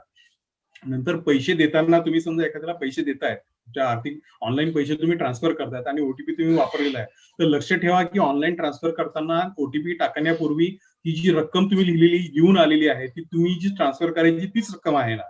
तुम्हाला समजा एखाद्याला 15,000 रुपये पाठवायचे तर ते 15,000 चीच रक्कम तिथं लिहिलेली आहे ना, 1.5 लाख रुपये लिहिलेले आहेत ते बघून घ्या आणि मगच ओटीपी टाका. नंतर महत्वाची गोष्ट ही लक्षात ठेवा कायम की तुम्हाला समजा कुणाकडून पैसे येणे असतील तर येणाऱ्या पैशांसाठी तुम्हाला ओटीपीची गरज लागत नाही. त्याच्यामुळे तुम्हाला कोणी विचारलं की मी तुम्हाला पैसे पाठवतो, तुमच्याकडे जो ओटीपी येतोय तो ओटीपी मला पाठव, मी तुला लगेच पैसे पाठवतो, हे चुकीचं आहे, हे खोट आहे, ही फसवणूक आहे. तुम्हाला ओटीपी लागत नाही येणाऱ्या पैशासाठी. आणि अधिकृत स्त्रोत जे आहेत त्याचाच वापर करा. आता सगळी तुम्ही काळजी घेतली, सगळं झालं, पण तरीही समजा तुमच्या बाबतीत फसवणूक झाली तर मग पुढे काय? आता धोकाधडी झाली, तुमची फसवणूक झाली, तर रिझर्व्ह बँकेने आताच एक ऑनलाईन डिस्प्यूट रिझोल्युशन म्हणून एक पद्धत चालू केलेली आहे. ही पद्धत 1 जानेवारी पासून वापरात येऊ शकेल. ह्या पद्धतीमध्ये तुम्ही ऑनलाईन कंप्लेंट तक्रार तुम्ही दाखल करू शकता आणि सगळ्या तक्रारी बँक रिलेटेड किंवा आर्थिक व्यवहाराशी रिलेटेड ज्या काही तक्रारी आहेत त्या सगळ्या एका ठिकाणी तुम्हाला दाखल करता येतील आणि त्याचं तुम्हाला सोल्युशन मिळू शकेल. पण धोकाधडी झाल्यानंतर सगळ्यात महत्वाची गोष्ट म्हणजे आपल्याला हे लक्षात यायला पाहिजे की व्यवहारामध्ये नक्की चूक कुणाची आहे. आपण ग्राहक आहोत, पण ही चूक आपली आहे, व्यवहार करताना आपल्याकडून चूक झाली का बँकेकडून झाली का आपल्या दोघांची चूक नाही आणि तिसऱ्याच पार्टीची चूक झालेली हे तुम्हाला आधी लक्षात घेणं आवश्यक आहे. आपण ग्राहक आहोत तर आपली पण काही जबाबदारी आहे, त्या जबाबदारी आपल्याला समजून घ्यायला पाहिजे. सगळ्यात महत्वाची गोष्ट म्हणजे घाबरायचं नाहीये. फसवणूक जरी झाली, तुमच्या बँक अकाउंट खात्यातून पैसे जरी गेले तर घाबरू नका. ताबडतोब तुम्ही बँकेला कळवा, बँकेला माहिती द्या असा असा प्रकार झालेला आहे आणि माहिती देताना शक्यतो लेखी माहिती द्या, ईमेल पाठवा आणि त्याची पोचपावती घ्या. त्याची एक्नॉलेजमेंट देते तुम्हाला की बाबा ठीक आहे, okay we received your mail, किंवा त्याचा पत्र देत असाल तर स्टॅम्प द्या. नॉर्मली आता तुम्ही ईमेलच पाठवत असाल तर त्याचा तुम्ही वापर करा. नंतर त्याचा दुसरा भाग असा आहे की तुमची जी जबाबदारी आहे ती जबाबदारी तुम्ही लक्षात घ्या. व्यवहार करताना तुमचं जे या व्यवहारांमध्ये तुमचं दुर्लक्ष कुठे होऊ शकतं की तुम्ही जोपर्यंत बँकेला कळवत नाही तोपर्यंत तो तोटा जो आहे तो आर्थिक व्यवहाराचा तुमच्यापर्यंत असतो. पण जर तुम्ही बँकेला कळवलं की बाबा माझं असं असं नुकसान झालेलं आहे, तर त्याच्यानंतर जर समजा तुमच्या खात्यातून अजून काही पैसे गेले किंवा तुमची काही फसवणूक झाली तर त्याची जबाबदारी बँकेवर असते, तुमच्यावर नसते. त्याच्यामुळे बँकेला ताबडतोब कळवणे हे सगळ्यात महत्वाचं आहे याच्यामध्ये. नंतर दुसरा भाग बँकेचं दुर्लक्ष. तर बँकेने समजा तुमच्याकडे लक्ष दिलं नाही आणि त्याच्यातून तुम्हाला तोटा झाला तर ही संपूर्ण जबाबदारी ही बँकेची असते. मग पण काही व्यवहारांमध्ये असं होतं की बँकेची चूक नसते, तुमची चूक नसते, तरी तुमच्या खात्यातून पैसे जातात. त्यावेळेला मग याला थर्ड पार्टीचा भाग असतो, तृतीय पार्टी जे आपण म्हणतो, तृतीय पक्ष, त्यांच्याकडून तुमची ही पैसे लुबाडणूक होते. पण अशा कुठल्याही प्रकरणामध्ये तुम्ही बँकेला 3 दिवसाच्या आत बँकेला कळवणं अत्यंत आवश्यक आहे. ते जर कळवलं तर तुमच्यावर कोणती जबाबदारी राहत नाही, ती जबाबदारी जी आहे ती बँकेचीच होते. समजा तुम्ही 3 दिवसाच्या नंतर कळवलं बँकेला, 4 ते 7 दिवसामध्ये जर तुम्ही कळवलं तर त्याच्यावर मग ती मर्यादा येते. व्यवहाराची जी रक्कम आहे मग त्याच्यावर मर्यादा येते किंवा तुम्हाला जी परतावा मिळू शकतो त्या फसवणुकीतून त्याच्यावर मर्यादा येते. मग तुम्हाला ते 5,000 ते 10,000 रुपये मिळू शकतात त्याच्यामध्ये परत. जर समजा तुम्ही 7 दिवसाच्या नंतर तुम्ही बँकेकडे तक्रार दाखल केली की माझी अशी अशी फसवणूक झालेली आहे, मात्र अशा केसेसमध्ये जर तुम्हाला 7 दिवसानंतर तुम्ही तक्रार दाखल केली असेल, तर बँकेची जी काही त्यांची धोरण आहे किंवा जी पॉलिसी असेल, त्या धोरणानुसार मग तुम्हाला किती परतावा मिळतो किंवा तुमची रक्कम किती परत येऊ शकते त्याच्यावर अवलंबून असतं. आता थोडक्यात महत्वाचं सांगायचं म्हणजे तुम्ही ज्या बँकेने तुम्हाला एटीएम कार्ड दिलेलं आहे किंवा क्रेडिट कार्ड दिलेलं आहे, डेबिट कार्ड दिलेलं आहे, तर या बँकेला तुमचा मोबाईल नंबर रजिस्टर करा, केलेला नसेल तर मोबाईल नंबर रजिस्टर करा, तुमचा ईमेल आयडी रजिस्टर करा. तुमचं कार्ड हरवलं, चोरीला गेलं किंवा त्याचा गैरवापर झाल्याचा संशय आला तर ताबडतोब फोनवर तुम्ही कार्ड ब्लॉक करू शकता. अशा वेळी फोन करा ताबडतोब. पण फोन केल्यानंतर त्याची तक्रार करा आणि लिहा, लेखी तक्रार करा. आणि लेखी तक्रार केल्यानंतर याच्यामध्ये बँकेला तुमची जे तक्रार आहे, अशी एटीएम संबंधीची जी कुठली तक्रार असेल ती दूर करण्याला तुम्हाला बँकेला 7 दिवसाच्या आत दूर करावी लागते. आणि जर बँकेने ती तक्रार तुमची 7 दिवसाच्या आत सोडवली नाही किंवा दूर केली नाही, तर बँकेला प्रत्येक दिवसाला ₹100 याप्रमाणे बँकेकडून नुकसान भरपाई तुम्हाला मिळू शकते. पण व्यवहार झाल्यापासून 30 दिवसाच्या आत तुमची तक्रार आली असेल तरच. नंतर मगाशी मी तुम्हाला पिनचा महत्व सांगताना, एटीएमची पिन सांगताना तुम्हाला सांगितलं की पिन तुम्ही नेहमी चेंज करत राहा, बदलत राहा. नियमितपणे तुम्हाला ती बदलत राहणं आवश्यक आहे. पैसे काढताना, एटीएम सेंटरला जाताना किंवा पैसे काढताना आजूबाजूला बघा की आपल्या आजूबाजूला कुणी आहे का, जवळपास कुणी आहे का, किंवा कुणाला आपला पिन नंबर दिसू शकतो का, किंवा कार्डचे डिटेल कुणाला दिसू शकतात का, याची खात्री करून घ्या आणि मगच व्यवहार करा. आणि जर तुमच्या एटीएम मध्ये समजा तुम्ही गेलात आणि खात्यातून तुमचे पैसे आले नाही, म्हणजे मशीन मधून पैसे आले नाही, तर आरबीआयनी अशा बाबतीमध्ये बँकांना सांगितले की त्यांना ते पैसे लगेच ग्राहकाला ट्रान्झॅक्शन ज्या दिवशी झालेलं, म्हणजे आज व्यवहार झाला ते आणि पुढचे 5 दिवस, अशा टोटल 6 दिवसामध्ये तुम्हाला ते पैसे परत देणं बँकेला भाग आहे. पण बँकेला तुम्ही तक्रार करणं आवश्यक आहे. तुम्ही जर तक्रार केली तर बँक तुम्हाला 6 दिवसामध्ये तुमचे पैसे परत देऊ शकते. म्हणजे एटीएम मध्ये तुम्ही पैसे काढले पण पैसे आलेच नाही, रक्कम आलीच नाही तुमच्या हातामध्ये, तर अशा प्रकारामध्ये तुम्हाला 6 दिवसामध्ये पैसे परत देणं बँकेला बंधनकारक आहे. नाही तर मगाशी सांगितल्याप्रमाणे इथे पण बँक तुम्हाला ₹100 प्रति दिवस याप्रमाणे तुम्हाला भरपाई देण्यास बाध्य आहे. आता बँकिंग सुविधा जी आहे त्याची तक्रार तुम्हाला तर करायची आहे, पण याची पण एक त्रिस्तरीय रचना रिझर्व्ह बँकेने केलेली आहे. सगळ्यात पहिल्या टप्प्यावर काय येतं की तुमच्या समजा एखाद्या फसवणूक झाली किंवा तुमची काही अडचण आहे बँकिंग व्यवहारासंबंधी, फसवणूक झाली, लुबाडणूक झाली, कुठलीही तुमची तक्रार असेल तर तुम्हाला ती तुमच्या ब्रँच मध्ये नोंदवावी लागते तक्रार. तुमची जी शाखा आहे, ज्या शाखेत तुमचं खातं आहे, तिथं तुम्ही रीतसर तक्रार करा. त्या तक्रारीची पोच पावती घ्या किंवा तुम्ही ईमेल पाठवा आणि त्या ईमेलची तुम्हाला ऑटोमॅटिक तुमच्याकडे रेकॉर्ड असतं त्याचं. ती पावती घ्या तुम्ही. दुसरा भाग म्हणजे त्याच्यावर वाट बघा. 15 दिवस जर तुम्ही याची वाट बघा. 15 दिवसामध्ये जर तुम्हाला त्याच्यावर काही सोल्युशन मिळालं नाही किंवा ब्रँच मॅनेजरनी तुमचा तक्रार सोडवली नाही, तर तुम्ही प्रत्येक बँकेमध्ये त्यांचे नोडल ऑफिसर असतात, म्हणजे केंद्रीय अधिकारी त्यांनी नियुक्त केलेले आहेत. तर तुम्ही आणि त्यांच्या सगळ्या माहिती जी आहे ते तुम्हाला बँकेच्या शाखेमध्ये मिळू शकते किंवा बँकेच्या वेबसाईटवर गेला तर तुम्हाला त्या नोडल ऑफिसरची माहिती मिळू शकते. तुमच्या विभागाचा जो कोणी नोडल ऑफिसर आहे त्याच्याकडे तुम्ही तक्रार करा.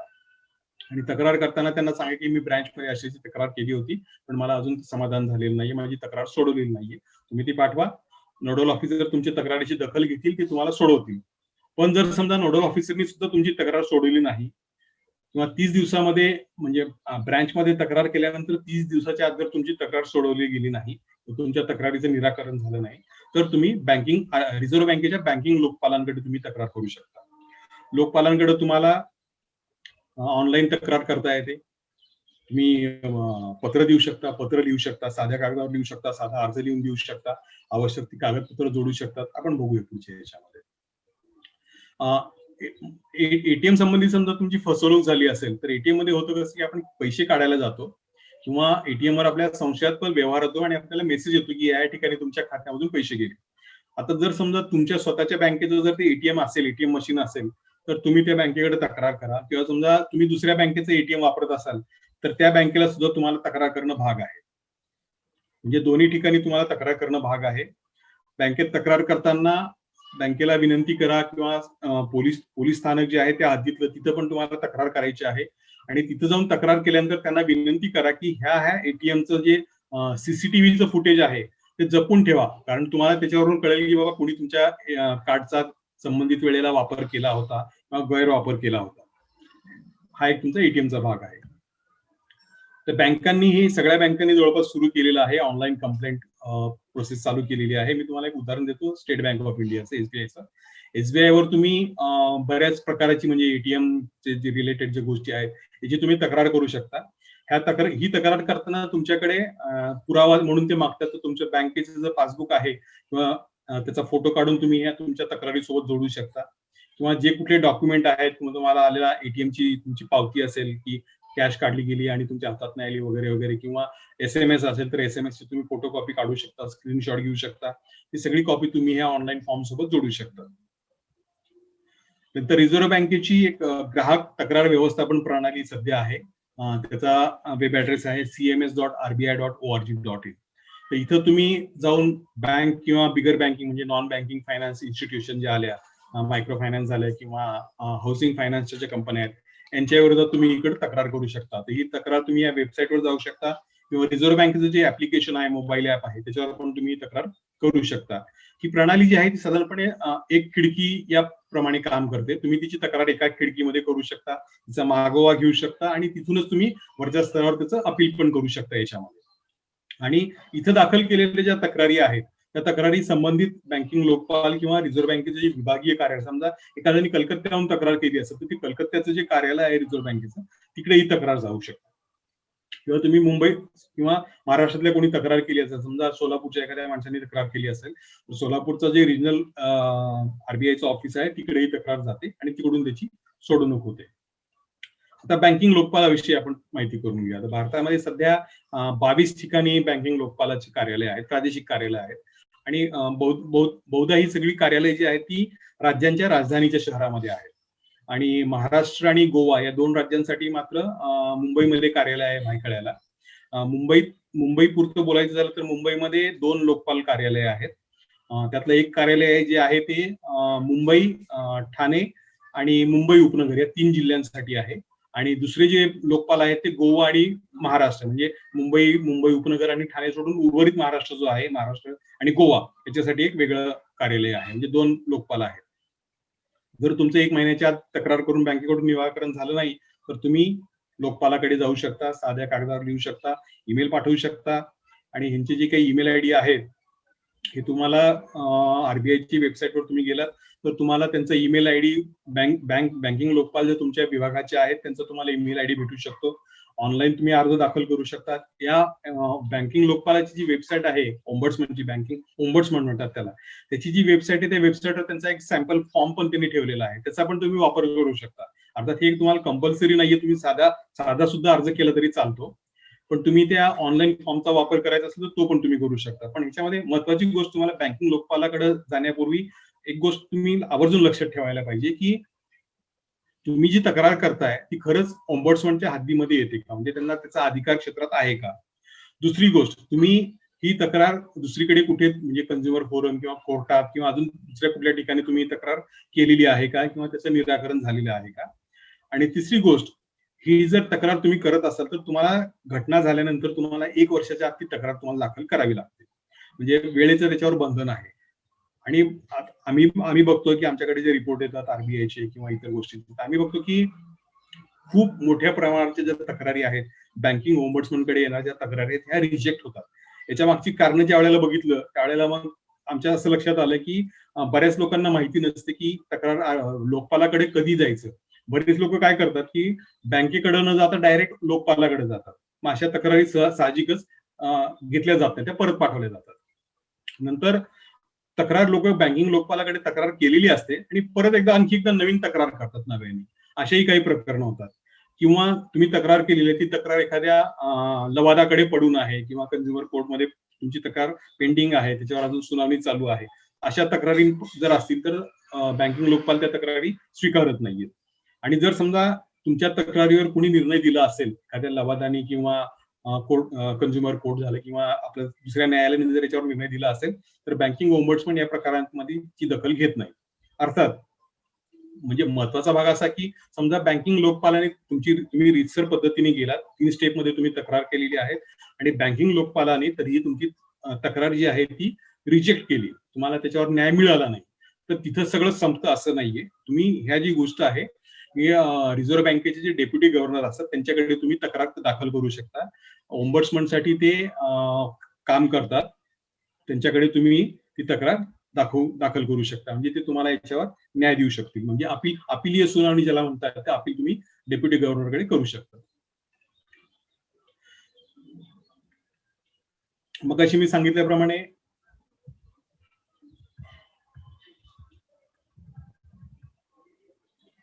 ओटीपी संबंधित जी लुबाडणूक होते, तर त्याच्यामध्ये ही जी माहिती आहे, ही माहिती मला एका वरिष्ठ पोलीस अधिकाऱ्याने दिली आहे मुंबईतल्या. अर्थात ते निवृत्त झालेले आहेत.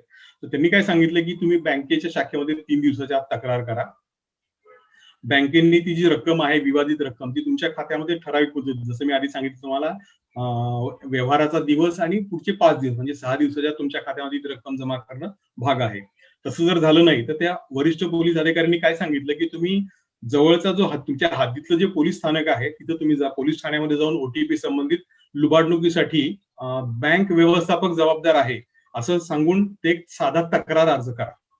आणि त्यांना म्हणजे जर तुम्हाला खरंच ओटीपी मिळाला नसेल आणि तुमच्या खात्यातून पैसे गेले असतील, तर तो तुम्ही तसा तिच्यामध्ये उल्लेख करा. या तक्रार अर्जाची एक प्रत बँकेमध्ये द्या आणि त्यासोबत तुम्ही सायबर क्राईम विभाग जो आहे पोलिसांचा, तिथे पण तुम्ही तक्रार करू शकता. ही जर तुम्ही तक्रार केली तर तुमची तक्रार लवकर सुटू शकते, असं ते आमच्या पोलीस अधिकाऱ्यांनी सांगितलेलं आहे. तर त्याचाही तुम्ही वापर करून बघू शकता.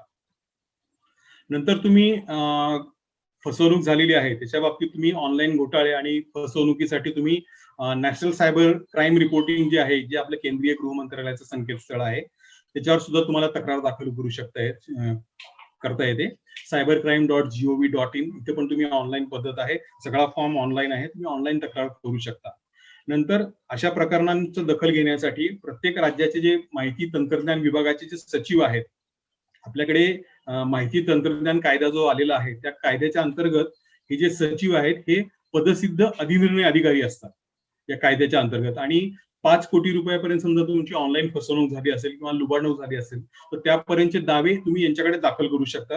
ते त्यांच्यावर सुनावणी घेतात आणि मग त्यांचा जो निर्णय आहे तो निर्णय बांधील असतो. कारण यांचं जे पदसिद्ध अधिकारी जे आहेत हे अधिनिर्णय अधिकारी असल्यामुळं त्याला कोर्टाच्या इक्विव्हॅलंट मानलं जातं, कोर्टाच्या बरोबरीने मानलं जातं. त्याच्यामुळे यांचा निर्णय हा समोरच्या पार्टीवर बंधनकारक असतो. तुम्ही त्यांच्याकडे जाऊ शकता किंवा तुम्ही ग्राहक मंचाकडे पण जाऊ शकता. आता तुम्हाला नवीन जे ग्राहक कायदा जो लागू झालेला आहे त्याच्यानुसार आता ते जिल्हा ग्राहक आयोग आहे, तर जिल्हा ग्राहक आयोगाकडे तुमच्यापर्यंत समजा तुमची जी लुबाडणूक झालेली रक्कम आहे ती 1 कोटीपर्यंत आहे, तुमचा जो दावा आहे तो 1 कोटीपर्यंत आहे, तर तुम्ही जिल्हा ग्राहक आयोगाकडे जाऊ शकता. 1 कोटी ते 10 कोटीपर्यंत तुमचा दावा असेल तर तुम्ही राज्य ग्राहक आयोगाकडे तक्रार दाखल करू शकता. आणि 10 कोटी रुपयांच्या वरचे जे काही दावे असतील तुमचे ऑनलाईन फसवणुकीचे, ते तुम्ही राष्ट्रीय ग्राहक आयोगाकडे तुम्ही दाखल करू शकता. थोडक्यात सावध राहा, सुरक्षित राहा. धन्यवाद.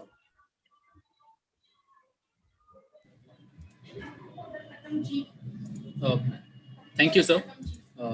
So I think we have a question that has already come. This is from someone who's saying, if you get a call from an unknown number repeatedly, should we entertain such call? And secondly, I hear in print media that some fraud has occurred because the sufferer was talking with the caller for quite a long time and the fraudulent person hacked the entire data of the sufferer. Is that thing even possible? If yes, what precautions can someone take? Okay, so I'll respond to the first question.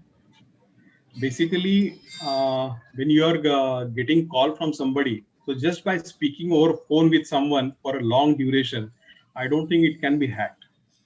Because hacking is a very sophisticated process and just over a phone call it's not possible. And what was the second question? The first question was कोणाला प्रश्न आहे ते repeatedly आम्हाला call करतात, तर काय करायचं आहे? एंटरटेन करायचंय, त्याला हॅक, त्याला ब्लॉक करायचंय, कोणाला कंप्लेन करायचंय, तर सोल्युशन काय? तुम्हाला जर मार्केटिंग संदर्भात फोन येत असतील सारखे तर तुम्ही त्याची तक्रार करू शकता ट्रायकडे. जर तुम्हाला कोणी रिपीटेड फोन करून त्रास देत असेल तर त्याची तक्रार तुम्ही तुमच्या जवळच्या पोलीस स्टेशनमध्ये करू शकता. किंवा आणखी एक म्हणजे तुम्हाला ट्रू कॉलर नावाचं एक ऍप आहे. अर्थात मी ते सजेस्ट नाही करणार कारण त्याच्यामध्ये सुद्धा तुमची माहिती जी आहे ती त्या ऍपकडे पण जाऊ शकते. पण जर समजा तुम्हाला वाटलं तुम्ही ट्रू कॉलरवर तो कॉलरचा जो ओळख आहे ती तुम्हाला कळू शकते. तुम्ही जर त्या ऍपमध्ये नंबर टाकला एखाद्याचा तर तुम्हाला कळू शकते की हा कुणाचा नंबर आहे. त्याचा वापर करून तुम्ही पोलीस स्टेशनमध्ये तक्रार दाखल करू शकता. कोणाला काही प्रश्न आहे तर माझा रिक्वेस्ट आहे की प्लीज झूम मध्ये ते रेज हँडचा बटन आहे ते वापरा तुम्ही. आम्ही इथे माझे कॉलिग्स आहे, आम्ही इथे मॉडरेट करणार. आता अजून एक प्रश्न आले की मी नेटफ्लिक्स, अमेझॉन हा सगळं OTT ऍप्स वापरतो, पण माझं जे कार्ड आहे ते कार्डचे डिटेल्स ते ऍपमध्ये स्टोअर केले, ते सेफ आहे की नाही, आणि काय सोल्युशन काय त्यांचं, आता काय करू शकतो? मुळात मगाशी मी तुम्हाला प्रेझेंटेशन मध्ये सांगताना बोललो होतो की कुठल्याही प्रकारची तुमची जी माहिती आहे, कार्ड डिटेल झाले किंवा तुमचा एमपिन झाला, पासवर्ड झाला, कुठलीही माहिती कुठल्याही ऍपमध्ये स्टोअर करू नका. प्रत्येक वेळेला तुम्ही नव्याने कार्ड टाका, स्टोअर केले असतील तर ते डिलीट करून टाका, ते ठेवू नका तिथे. कारण तुम्हाला माहिती नाही की तुमच्या पाठीमागे त्या ऍपमधून कुठली माहिती इंटरनेट थ्रू पास ऑन होते, थर्ड पार्टीला जाऊ शकते. त्याच्यामुळे ठेवू नका तुम्ही कार्ड, कसली माहिती स्टोअर करायची नाही तुमची. ओके. आता बँकवर okay, 1 second, I think somebody is raised their hand.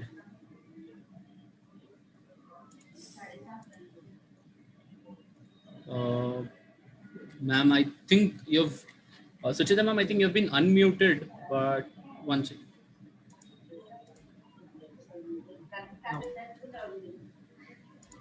Ma'am, can you hear us? Yeah, I can now. Yeah. Oh, go ahead. I don't have interjection now. Okay. Okay, somebody else has asked a question. The process of insurance crime in banking crime. Please share to whom I should speak in Money Life. Okay, this is इसके लिए मेरा एक suggestion रहेगा कि आप हमें एक mail भेजिए प्लीज, आपका क्या प्रश्न है उसके बारे में, एंड उसके बारे में हम कुछ बता सकते हैं. अजून एक प्रश्न है, is DigiLocker safe? Yogesh. Can you just repeat it? Simple question, is DigiLocker safe? No. See, answer in single question, because DigiLocker is linked with your Aadhaar. Okay. And Aadhaar is nowhere safe. Okay. I mean the frauds which are taking place in Jamtara. Why it is happening? Nobody thinks about it. When I told you that, sorry. जेव्हा मी सांगितलं की लोक जामतारामध्ये तुम्ही police ज्यावेळेला तिथं चौकशी करायला जातात त्यावेळेला तो आरोपी त्यांना सापडत नाही, कारण आरोपीने जे सिम कार्ड असतं ते काढून फेकून दिलेलं असतं आणि तो दुसरं सिम कार्ड वापर करून त्याचा फ्रॉडचे धंदे चालू असतात. हे का होतं? एवढ्या सहजासहजी सिम कार्ड कसं मिळतं? त्याचं कारण असं आहे की आपल्याकडे सरकार म्हणजे मायबाप सरकारने सांगितले की तुम्ही फक्त आधार द्या आणि सिम कार्ड घ्या, अशी एक ती जनतेसाठी स्कीम चालू आहे. त्याच्यामुळे कुणीही कुणाचंही आधार कार्ड वापरू शकतं, कुणीही सिम कार्ड घेऊ शकतं, वापर होतो त्याचा, कुणालाही कळत नाही. व्हेरिफिकेशन नावाचा प्रकारच नाही. आधार जर तुम्ही दिलं तर कुणीही त्याचं व्हेरिफिकेशन करत नाही, कुणीही विचार करत नाही की ह्या माणसाचा हाच फोटो आहे का. ते सांगतात तुम्ही थंब इम्प्रेशन द्या. तुम्ही 10चे 10 बोटं लावली, आधारसाठी तुम्ही व्हेरिफिकेशन केलं, पण 90% वेळेला जर तुम्ही मोबाईल गॅलरीमध्ये जाऊन चौकशी केली तर सांगतील नाही हो, लगता नहीं हो, आता नहीं है प्रिंट, आता नहीं है, वो मशीन खराब है, प्रॉब्लेम है उसमें, हे तुम्हाला सांगतील ते याच्यामध्ये. मग अशा प्रकरणामध्ये जर हे खूप सर्रास होतं हे, त्याच्यामुळं जरी तुमचे फिंगरप्रिंट जरी मॅच झाले नाही आधारचे तरी तुम्हाला सिम कार्ड देतात, कारण शेवटी मोबाईल कंपन्यांना धंदा करायचा आहे. त्यांना दाखवायचं की आम्ही एवढे सिम कार्ड विकले, ते कुणाला विकले हे ते सांगायची तयारी, म्हणजे त्यांना आवश्यकता नाहीये, फक्त विकले एवढंच त्यांना सांगायचंय. म्हणजे गंमत सांगतो तुम्हाला की दर महिन्याला आपल्याकडे यांची जी असोसिएशन आहे आणि ट्राय जी आहे, ही ट्राय दर महिन्याला आकडे जाहीर करते की मोबाईल कनेक्शन एवढे वाढले, एवढे कमी झाले, पण याच्यामध्ये बंद किती पडलेले आहेत याची माहिती कधीच बाहेर येत नाही. किती याच्यातले ऍक्टिव्ह कनेक्शन किती आहेत याची कधीही माहिती मिळत नाही आपल्याला. डिस्कनेक्ट किती दिवसात डिस्कनेक्ट झाले, कुणी डिस्कनेक्ट झाले, कोणत्या एरियात झाले याची कधीही माहिती येत नाही. त्याच्यामुळं आधारशी रिलेटेड जेवढ्या गोष्टी असतील त्या सगळ्या अनसेफ आहेत. तुषारचा एक प्रश्न आहे, जामतारा स्टाईल जे स्कॅम आहे त्याला आमच्या अकाउंट मध्ये पैसे किती ते माहिती भेटू शकत का? जामतारामध्ये तुमच्या अकाउंट मध्ये पैसे आहेत त्याची माहिती मिळेल त्याची खात्री नाहीये, पण तुमचे बाकीचे वैयक्तिक तपशील त्यांना मिळू शकतात.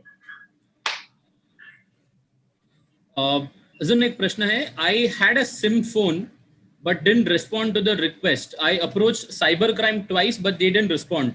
Physical visit and email to them. So I'm not entirely sure what is the question about. Okay, the next question is interesting. हा क्वेश्चन जीपे पेटीएम हा सगळे जे वॉलेट्स जे आहे तेव्हासाठी इफ यू कुड क्लॅरिफाय लिटल ऑन दॅट. वॉलेटचा जो प्रकार आहे मुळात कसं आहे की मगाशी मी सांगितलं की ऑनलाईन व्यवहार करताना व्यवहार कुणातर्फे होतात, तुम्ही बँक आणि संबंधित जो हे असेल विक्रेता असेल त्यांच्या तिघांची हा व्यवहार होतो. मग तिघांचा व्यवहार असताना याच्यामध्ये चौथ्या पार्टीने याची काय गरज आहे, म्हणजे काय आवश्यकता आहे का खरंच? तुम्ही तुमच्या बँकेच्या खात्यात पैसे असतात, ते खात्यातले पैसे तुम्ही वॉलेटमध्ये टाकायचे आणि वॉलेटमधून व्यवहार करायचा. ठीक आहे, सुरुवातीला लोकांना वाटलं की 100 रुपयाच्या व्यवहारावर मला 20 रुपये डिस्काउंट भेटत असेल किंवा 20 रुपयाचा परतावा मिळत असेल, कॅशबॅक मिळत असेल, तर लोकांनी व्यवहार केले सुरुवातीला. पण आता ह्या सगळ्या ऑफर बंद झालेल्या आहेत. आता हे नॉर्मल चालू आहे सगळं. म्हणजे तुम्ही तुमच्या खात्यातले पैसे, म्हणजे साधारणपणे होतं कसं की मी माझे पैसे अरविंदकडे द्यायचे, म्हणजे काही गरज नसताना, आणि अरविंदनी मग ते त्या विक्रेत्याकडे द्यायचे. कशासाठी?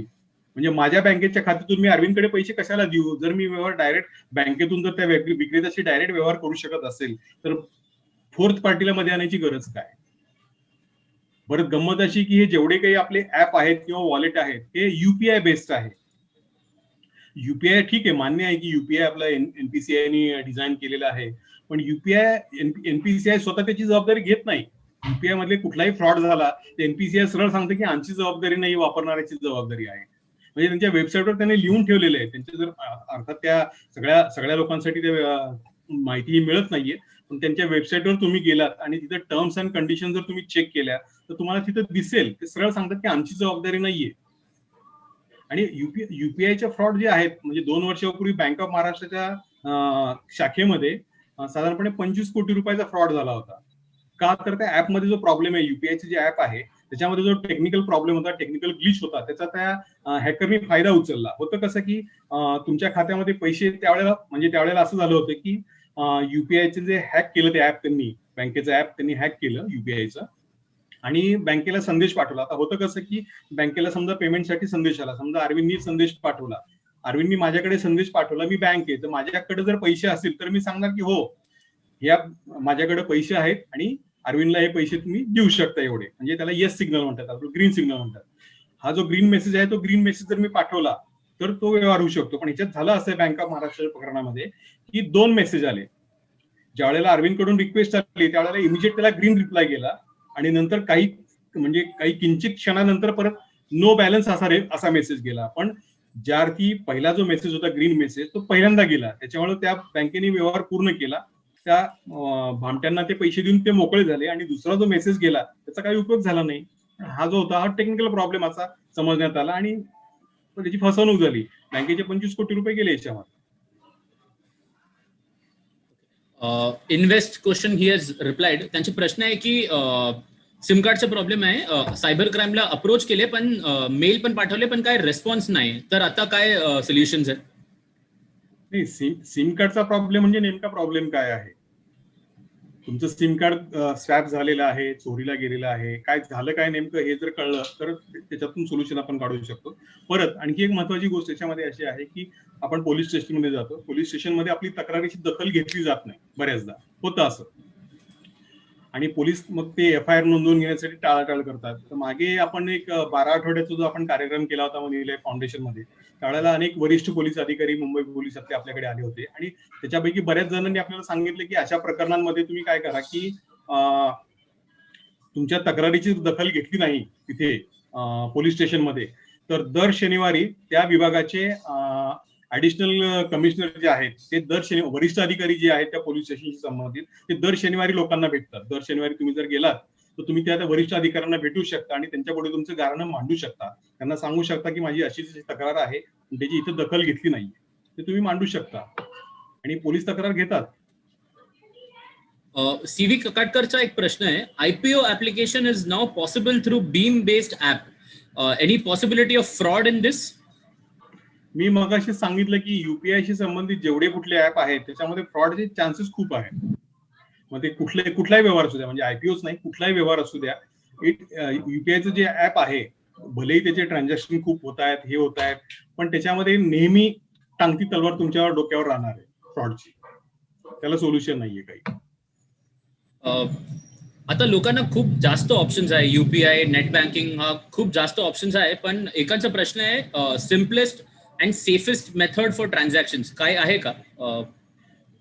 मी मगाशी सांगितल्याप्रमाणे तुमच्या बँकेचं जे अधिकृत ऍप आहे, मोबाईल ऍप आहे, त्याचा तुम्ही वापर करू शकता किंवा बँकेच्या अधिकृत संकेतस्थळावर तुम्ही जाऊ शकता आणि तिथून तुम्ही व्यवहार करू शकता. ते सेफ आहेत. आणि HTTPS जर तुम्ही बघितलं असेल तर त्याच्यातून तुम्हाला म्हणजे फ्रॉड होण्याची शक्यता कमी असते. ते तुम्ही वापरू शकता. सुपरस्टार एक प्रश्न आहे. Yogesh, one question is yes ma'am, yes ma'am. identity theft. Yeah, I was going to ask that question. Identity theft and implications of that. If some information on that, if you could share. Identity theft होण्याचे प्रकार जे आहेत ते सध्या असे झालेले आहे की मला वाटतं मागच्या वर्षीच आम्ही एक रिपोर्ट केला होता की मुंबईतल्या एका तरुणाचं आधार कार्ड जे आहे त्या आधार कार्डचा वापर करून खूप जणांनी खूप वापर केला. म्हणजे वापर म्हणण्यापेक्षा अक्षरशः त्याची कत्तल केल्यासारखी केली त्यांनी त्या आधार कार्डची. आणि त्याला हे कळलं कसं की त्याच्या घरी एक जण आला, एका फायनान्स कंपनीमधून एक जण आला आणि त्याला सांगितलं की तू इतना कर्ज लिया, तू पैसा क्यों नहीं दे रहा है?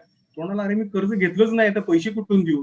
आणि ये क्या तूने कर्ज लिया म्हणून त्यांनी चौकशी केली तेव्हा त्याच्या लक्षात आलं की त्याचा आधार जे आहे ते आधार इंटरनेटवर कोणीतरी पोस्ट केलं होतं, सोशल मीडियावर किंवा गुगलवर कोणीतरी पोस्ट केलं होतं आणि त्याचं ओपनली अवेलेबल होतं. आणि त्याचा वापर करून देशातल्या बऱ्याच जणांनी कुणी कर्ज घेतलं, कुणी सिम कार्ड घेतले, कुणी काय घेतलं, कुणी हे घेतलं, कुणी ते घेतले. हे आयडेंटिटी थेफ्ट आहे. दिस इज आयडेंटिटी थेफ्ट. आणि हा प्रकार कुणासोबतही होऊ शकतो. त्याच्यामुळे मी वारंवार जे सांगतोय की तुमची वैयक्तिक माहिती कुणासोबतही शेअर करू नका, कृपा करून. हे सांगण्याचं कारण तेच आहे. आयडी थेफ्ट हा खूप खूप मोठा प्रकार आणि खूप डेंजरस आहे. आणि बाकीच्या आयडी मध्ये आता माझं समजा ड्रायव्हिंग लायसन्स हे मी एक आयडी वापरू शकतो, मग ते आरबीआयने ऑथोराइज केलेलं व्हॅलिड आयडी प्रूफ आहे.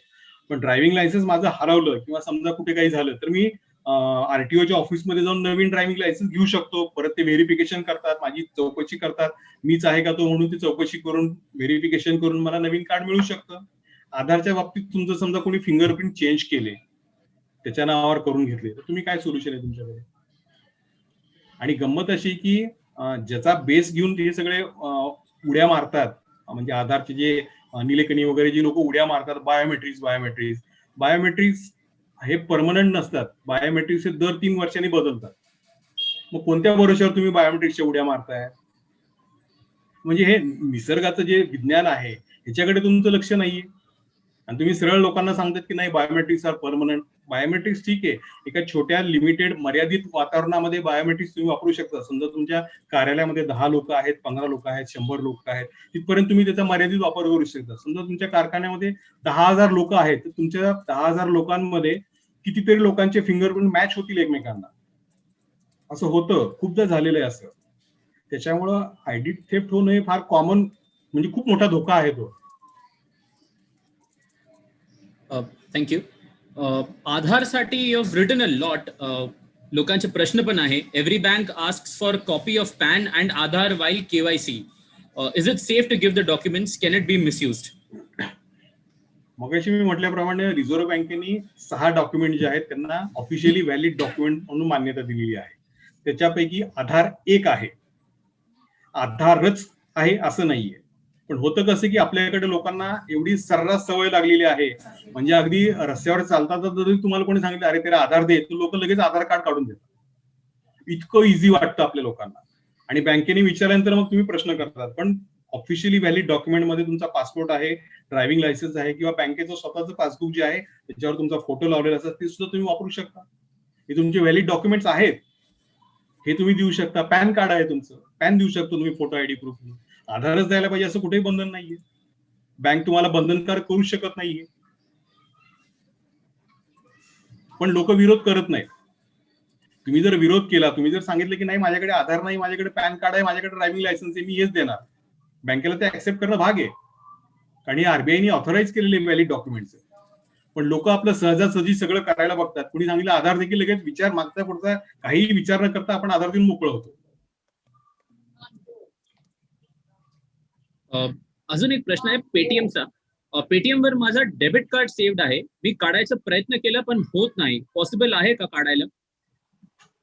पेटीएमच्या कस्टमर केअरला तुम्ही कॉन्टॅक्ट करा आणि त्यांना सांगा की माझा जो डेटा आहे तुम्हाला स्टोअर केलेला आहे तो डेटा माझा काढायचा आहे. ते तुम्हाला मदत करतील, ते तुम्हाला सांगतील कसं काढायचं ते. आता कोणाला काही प्रश्न आहे तर please request raise hand option use करा. Okay, there is another question from Manav Gokhale. Digital signature and safety rules, please share information. Sir थोड़ा एक्सपैंड कीजिए, it's just a couple of words. So if you could unmute yourself and maybe share that question, because आपके words बहुत एक word वाले questions लग रहे हैं. So please help me with that. So, I've given you the permission to unmute yourself. If you could share your question. Can you hear me? Very low, बहुत कम धीमे से आपका आवाज आ रहा है. Wait a minute, I'll just okay now. Digital DIN number and digital signature certificates are two very crucial things when it comes to people who are dealing with companies. Sir, I think you have to be a lot more louder because आपका आवाज बिल्कुल नहीं सुनाई दे रहा है, sir. Just a minute. Am I loud enough now? Yeah, slightly Yes, better. I can yeah. hear you. Tell me. Yeah. Okay, digital signature certificate and DIN number are another two important documents which come into play when there is anyone who's doing anything that is related to your shares or any other related financial activity or reporting in case you're working in companies. What is the criticality? And this, unfortunately, with due respects and sorry for saying it, bulk of the people in Marathi community don't get into the details of DIN and digital service certificate. It will be of use if you could share some information on it and give people the need and the benefits of using it versus the shortcomings of it as well. Thank you so much. गोखलेजी, तुम्ही चांगला मुद्दा मांडलेला आहे. पण होतं असं की digital signature किंवा डीन सर्टिफिकेट आहे फारसं लोकांना, म्हणजे सामान्य लोकांच्या रोजच्या व्यवहारातली वस्तू नसल्यामुळे लोकांना त्याची माहिती नाहीये किंवा कमी माहिती आहे. पण डिजिटल सिग्नेचर देणाऱ्या काही संस्था आहेत त्या सरकारने अधिकृत केलेल्या आहेत, त्यांच्याकडून तुम्ही कुठल्याही कागदपत्रावर तुम्ही डिजिटली साईन करू शकता. जसं की आपण आता बघतोय की सरकारचे जे GR आहेत किंवा न्यायालयाचे जे आत्ताच्या काळामध्ये जे निर्णय आहेत ते सगळ्यावर त्यांचे डिजिटल सिग्नेचर असतं. तर ते जर डिजिटल सिग्नेचर जर असेल त्याच्यावरच्या कागदावर किंवा त्या PDF फाईलवर, ऑनलाईन येणाऱ्या फाईलवर, तर ते ऑथोराइज्ड आहे, म्हणजे अधिकृत ते तुमच्याकडे आलेले आहे. आणि DIN नंबर जो आहे तो तुमचा डायरेक्टर आयडेंटिफिकेशन नंबर असतो. तुम्ही जर एखाद्या कंपनीमध्ये संचालक असाल तर तुम्हाला DIN नंबर घेणं आवश्यक आहे. त्याची एक वेगळी प्रोसेस आहे. त्याच्यासाठी तुम्हाला म्हणजे संचालकांना त्याचं KYC करावं लागतं. KYC कम्प्लीट केल्यानंतर केंद्रीय आपले जे रजिस्टर ऑफ कंपनीज आणि मिनिस्ट्री ऑफ कॉर्पोरेट अफेअर्स यांच्याकडून ते DIN नंबर तुम्हाला तो दिला जातो आणि त्या DIN नंबरचा तुम्ही वापर कंपनीच्या व्यवहारासाठी केला जातो. विवेक गोरेंचा एक प्रश्न आहे. आता तुम्ही बँकेला गेला आणि कंप्लेंट्स फाईल केले, पण बँकचा एम्प्लॉई कंप्लेंट्स घेतात नाही, रिटर्न कंप्लेंट्स घेतात नाही, तर काय तुमचे सोल्युशन्स काय? बँकेची तक्रार जी आहे, बँकेमध्ये तुम्हाला जी तक्रार करायची, ते बँक कर्मचारी म्हणजे नेमकं कोण? कारण बँकेमध्ये तुम्ही त्यांचं जे आवक जो विभाग आहे तिथे तुम्ही तक्रार देऊ शकता, किंवा बँकेचे जे व्यवस्थापक आहेत, वरिष्ठ अधिकारी दुसरे कोणी असतील तर ते, किंवा बँकेचे व्यवस्थापक त्यांच्याकडे तुम्ही तक्रार देऊ शकता. आणि जरी बँक तुमची म्हणजे एवढं करून जर समजा बँक तुमची तक्रार घेतच नसेल, रजिस्टर्ड पोस्टाने पाठवा. रजिस्टर्ड पोस्टाने गेल्यानंतर बँक ती स्वीकारणार, आणि जर समजा बँकेने नाही स्वीकारली तरी तुमच्याकडे त्याचा पुरावा आहे की बँकेला मी पाठवली होती तक्रार आणि बँकेने घेतली नाही. नंतर ती तुम्ही तुमच्या नोडल ऑफिसर म्हणजे बँकेच्या नोडल ऑफिसरकडे तुम्ही तक्रार करताना त्याचा वापर होऊ शकतो तुम्हाला, की मी तक्रार पाठवली होती, रिफ्यूज केलं, त्यांनी घेतली नाही, ऍक्सेप्ट नाही केली, रजिस्टर्ड पोस्टाने पाठवली ती पण त्यांनी स्वीकारली नाही, म्हणून मी नोडल ऑफिसरकडे आलो. The RBI has a rule that all bank websites have to have a customer corner, and the nodal officer's name and address has to be there. Each branch also has to publish the name of the consumer complaint with the number. So these things are available, and nodal officer on email is 100% available. No bank cannot have it. You can complain to the RBI if you discover any bank without having nodal officer's name and email ID. Sunil ji, can you please unmute?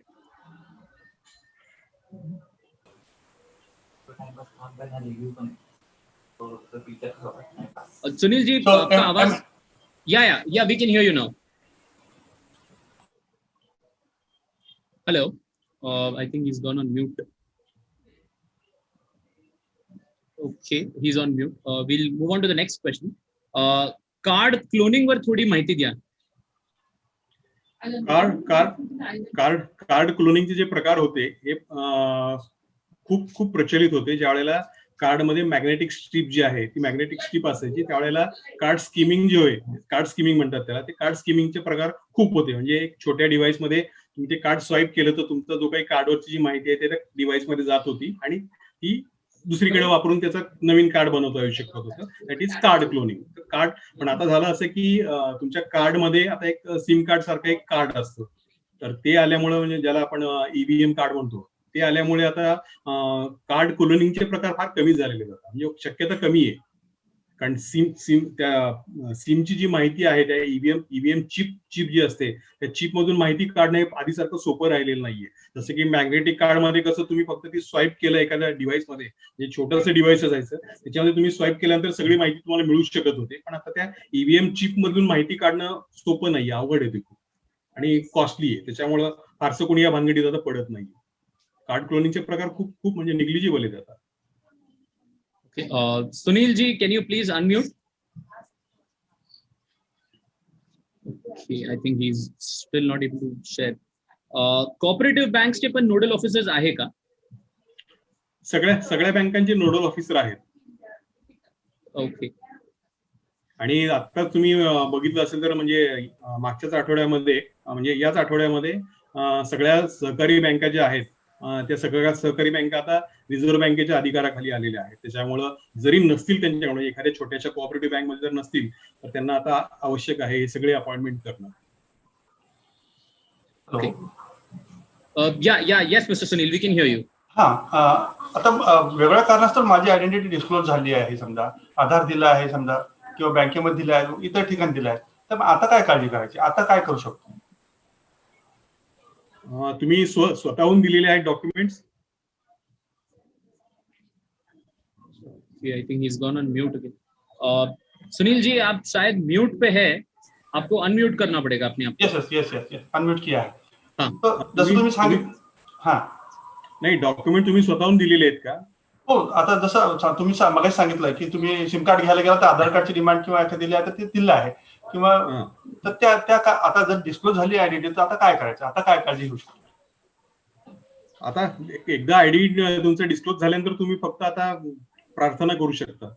पण गंमत अशी आहे की म्हणजे मुळात मुद्दा असा आहे की तुम्हाला ज्या वेळेला केवायसी डॉक्युमेंट मागतात किंवा कुठलेही तुमचे डॉक्युमेंट तुम्हाला मागतात, तर डॉक्युमेंट हे ओरिजिनल मागत नाहीत, त्याची झेरॉक्स मागतात. आणि झेरॉक्स देताना आपण आपल्या बाजूनी काय काळजी घ्यायची, तर झेरॉक्स देताना त्याच्यावर आपली सेल्फ अटेस्टेडची सिग्नेचर असते. मग ती सही करताना त्याच्या खाली तारीख टाकायची आणि कुठल्या वापरासाठी आपण ती देतो आहोत, झेरॉक्स प्रत देतो आहोत हे लिहायचं, त्याच्यावर नमूद करायचं. जर समजा तुम्हाला सिम कार्ड घ्यायचंय, समजा तुम्हाला जिओचं सिम कार्ड घ्यायचंय आणि जिओने तुम्हाला सांगितलं की तुमचं हे डॉक्युमेंट तुम्ही द्या, त्या डॉक्युमेंटची झेरॉक्स काढा, त्याच्यावर तुमची सेल्फ अटेस्टेड सिग्नेचर करा, तारीख टाका आणि लिहा की जिओ सिम कार्ड घेण्यासाठी या दिवशी या व्यक्तीला दिलं. विषय संपला. Okay. Many times you don't get OTP from bank if you are roaming abroad. Bank म्हणतात त्यांनी ओटीपी सेंड केलंय, पण सोल्युशन काय? Is it mandatory for the bank to send OTP only on mobile और can they also send it on mail? नाही. बँकेकडे तुमचा जर ईमेल आयडी रजिस्टर केलेला असेल तर बँकेला तुम्हाला ईमेल आयडी वर आणि मोबाईलवर अशा दोन्ही ठिकाणी बँक तुम्हाला ओटीपी पाठवते. हे मॅन्डेटरीज आहे, त्यांना बँका पाठवतात. तुम्ही फक्त तुमचं ईमेल आणि मोबाईल दोन्ही चेक करणं आवश्यक आहे. ओके. ऑनलाईन शॉपिंग, आता पॅन्डेमिक मध्ये खूप लोकांनी ऑनलाईन शॉपिंग केलंय, पण कोई is there any official website to know that this is a good site, this is not a good site, any repository like that? नाही, सध्या तरी नाहीये. पण मगाशी मी सांगितल्याप्रमाणे जर समजा तुम्हाला एखादी ज्या प्रचलित वेबसाईट सोडून तुम्हाला एखाद्या नवीन वेबसाईटवर खरेदी करायची असेल तर सहज तुम्ही इंटरनेटवर सर्च करा, त्या वेबसाईटचं नाव टाका आणि सर्च करा, तर बरेचदा तुम्हाला लक्षात येईल की त्याच्या संबंधी लोकांनी काही तक्रारी केलेल्या आहेत का किंवा लोकांची काय त्याच्याबद्दलची भावना आहे. लोक मांडतात, लोक आपलं म्हणजे इंटरनेटवर लोक सोशल मीडियामध्ये भरपूर त्याच्या कॉमेंट येतात, तर तुम्ही बघू शकतात आणि लोक सांगतात की नाही यांनी मला असं फसवलं तसं फसवलं. उदाहरण द्यायचं झालं तर आमच्या वेबसाईटवर आम्ही एक आर्टिकल लिहिलं होतं, मला वाटतं साधारणपणे 3-4 वर्ष काहीतरी झाली असतील त्या आर्टिकलला. आणि त्या आर्टिकलवर अजूनही लोकांच्या तक्रारी येतात की बाबा या वेबसाईटवर मी गेलो होतो, मी हिची ऑर्डर केली, त्याची ऑर्डर केली, यांनी मला फसवलं, यांनी माझे पैसे घेतले, मला वस्तू मिळाली नाही, असे अजूनही तक्रारी चालू आहेत त्याच्यावर. तर असं तुम्ही सर्च जर केलं त्या वेबसाईट बद्दल तर तुम्हाला कळू शकतं. आणि ज्या रेप्युटेड ज्या वेबसाईट आहेत म्हणजे सर्रास सगळेजण वापरतात आणि सगळ्यांचे अनुभव चांगले आहेत तर आपल्या सगळ्यांना माहितीच आहेत. मोजके आहेत, एक 3-4 आहेत फार फार तर. Mr. Gore, who had asked that question about bank and OTP, is saying that ICICI Bank does not send it on mail. They only send it on the OTP. The OTP is only sent on the mobile. So where to complain about this? तुम्ही तुमच्या branch मॅनेजरकडे तुम्ही ईमेलवर तक्रार करा किंवा त्यांची customer service जी आहे त्यांच्याकडे तुम्ही तक्रार करा. पण सगळ्या बँका म्हणजे माझ्या माहितीप्रमाणे तर सगळ्या बँका ईमेल आणि मोबाईल या दोन्ही ठिकाणी ओटीपी पाठवतात. एकाच ठिकाणी पाठवतात असं नाहीये, बँका पाठवतात सगळीकडे. फक्त चेक करा की तुमचा मोबाईल, तुमचा जो ईमेल आयडी आहे तो बँकेमध्ये रजिस्टर्ड आहे का, याची फक्त एक माहिती करून घ्या. आणि जर असेल तर मग तुम्ही कस्टमर सर्व्हिसकडे तक्रार दाखल करू शकता. कस्टमर सर्व्हिसने जर तुमची तक्रार सोडवली नाही तर तुम्ही नोडल ऑफिसरकडे कंप्लेंट करू शकता. आणि जर तुम्हाला वाटतं नोडल ऑफिसरकडे पाठवताना जर तुम्हाला वाटलं की आपल्याला मिळत नाहीये तर तुम्ही मनी लाईफ फाउंडेशनला पण तुम्ही कॉपी करू शकता. त्याच्यामध्ये foundation@moneylife.in ला पण तुम्ही मेल पाठवू शकता. अभिषेक तिवारी सांगतात यूनियन बैंक पण नहीं करत. I think solution is same. आप बैंक के नोडल ऑफिसर को कंप्लेंट कर सकते हैं या आपके ब्रांच मैनेजर को भी बता सकते हैं. Next question is I had swiped my credit card on a device of EasyTap because DMart wanted me to do it. Immediately thereafter, I received a confirmation to my email ID from EasyTap. How do they know my email ID? तुमचं जे credit card आहे ते credit card तुमचं कुठल्या तरी आर्थिक संस्थेने जारी केलेलं आहे. आणि आता झालं कसं की हे सगळ्या गोष्टी एकमेकांशी लिंक झालेल्या आहेत. तुमचा email ID, mobile number, card credit card, debit card, bank account number हे सगळे सहजासहजी आता एका ठिकाणी उपलब्ध होतात, विशेषतः बँकेला. आणि ह्या ज्या EasyTap वगैरे ज्या संस्था आहेत ह्या तर डेटा विकत घेतात सरळ सरळ. त्याच्यामुळे यांच्याकडे सगळी माहिती असणं साहजिक आहे. मानव गोखलेचा अजून एक प्रश्न आहे. LIC premium SMS they send the link. So how to verify or better to avoid it?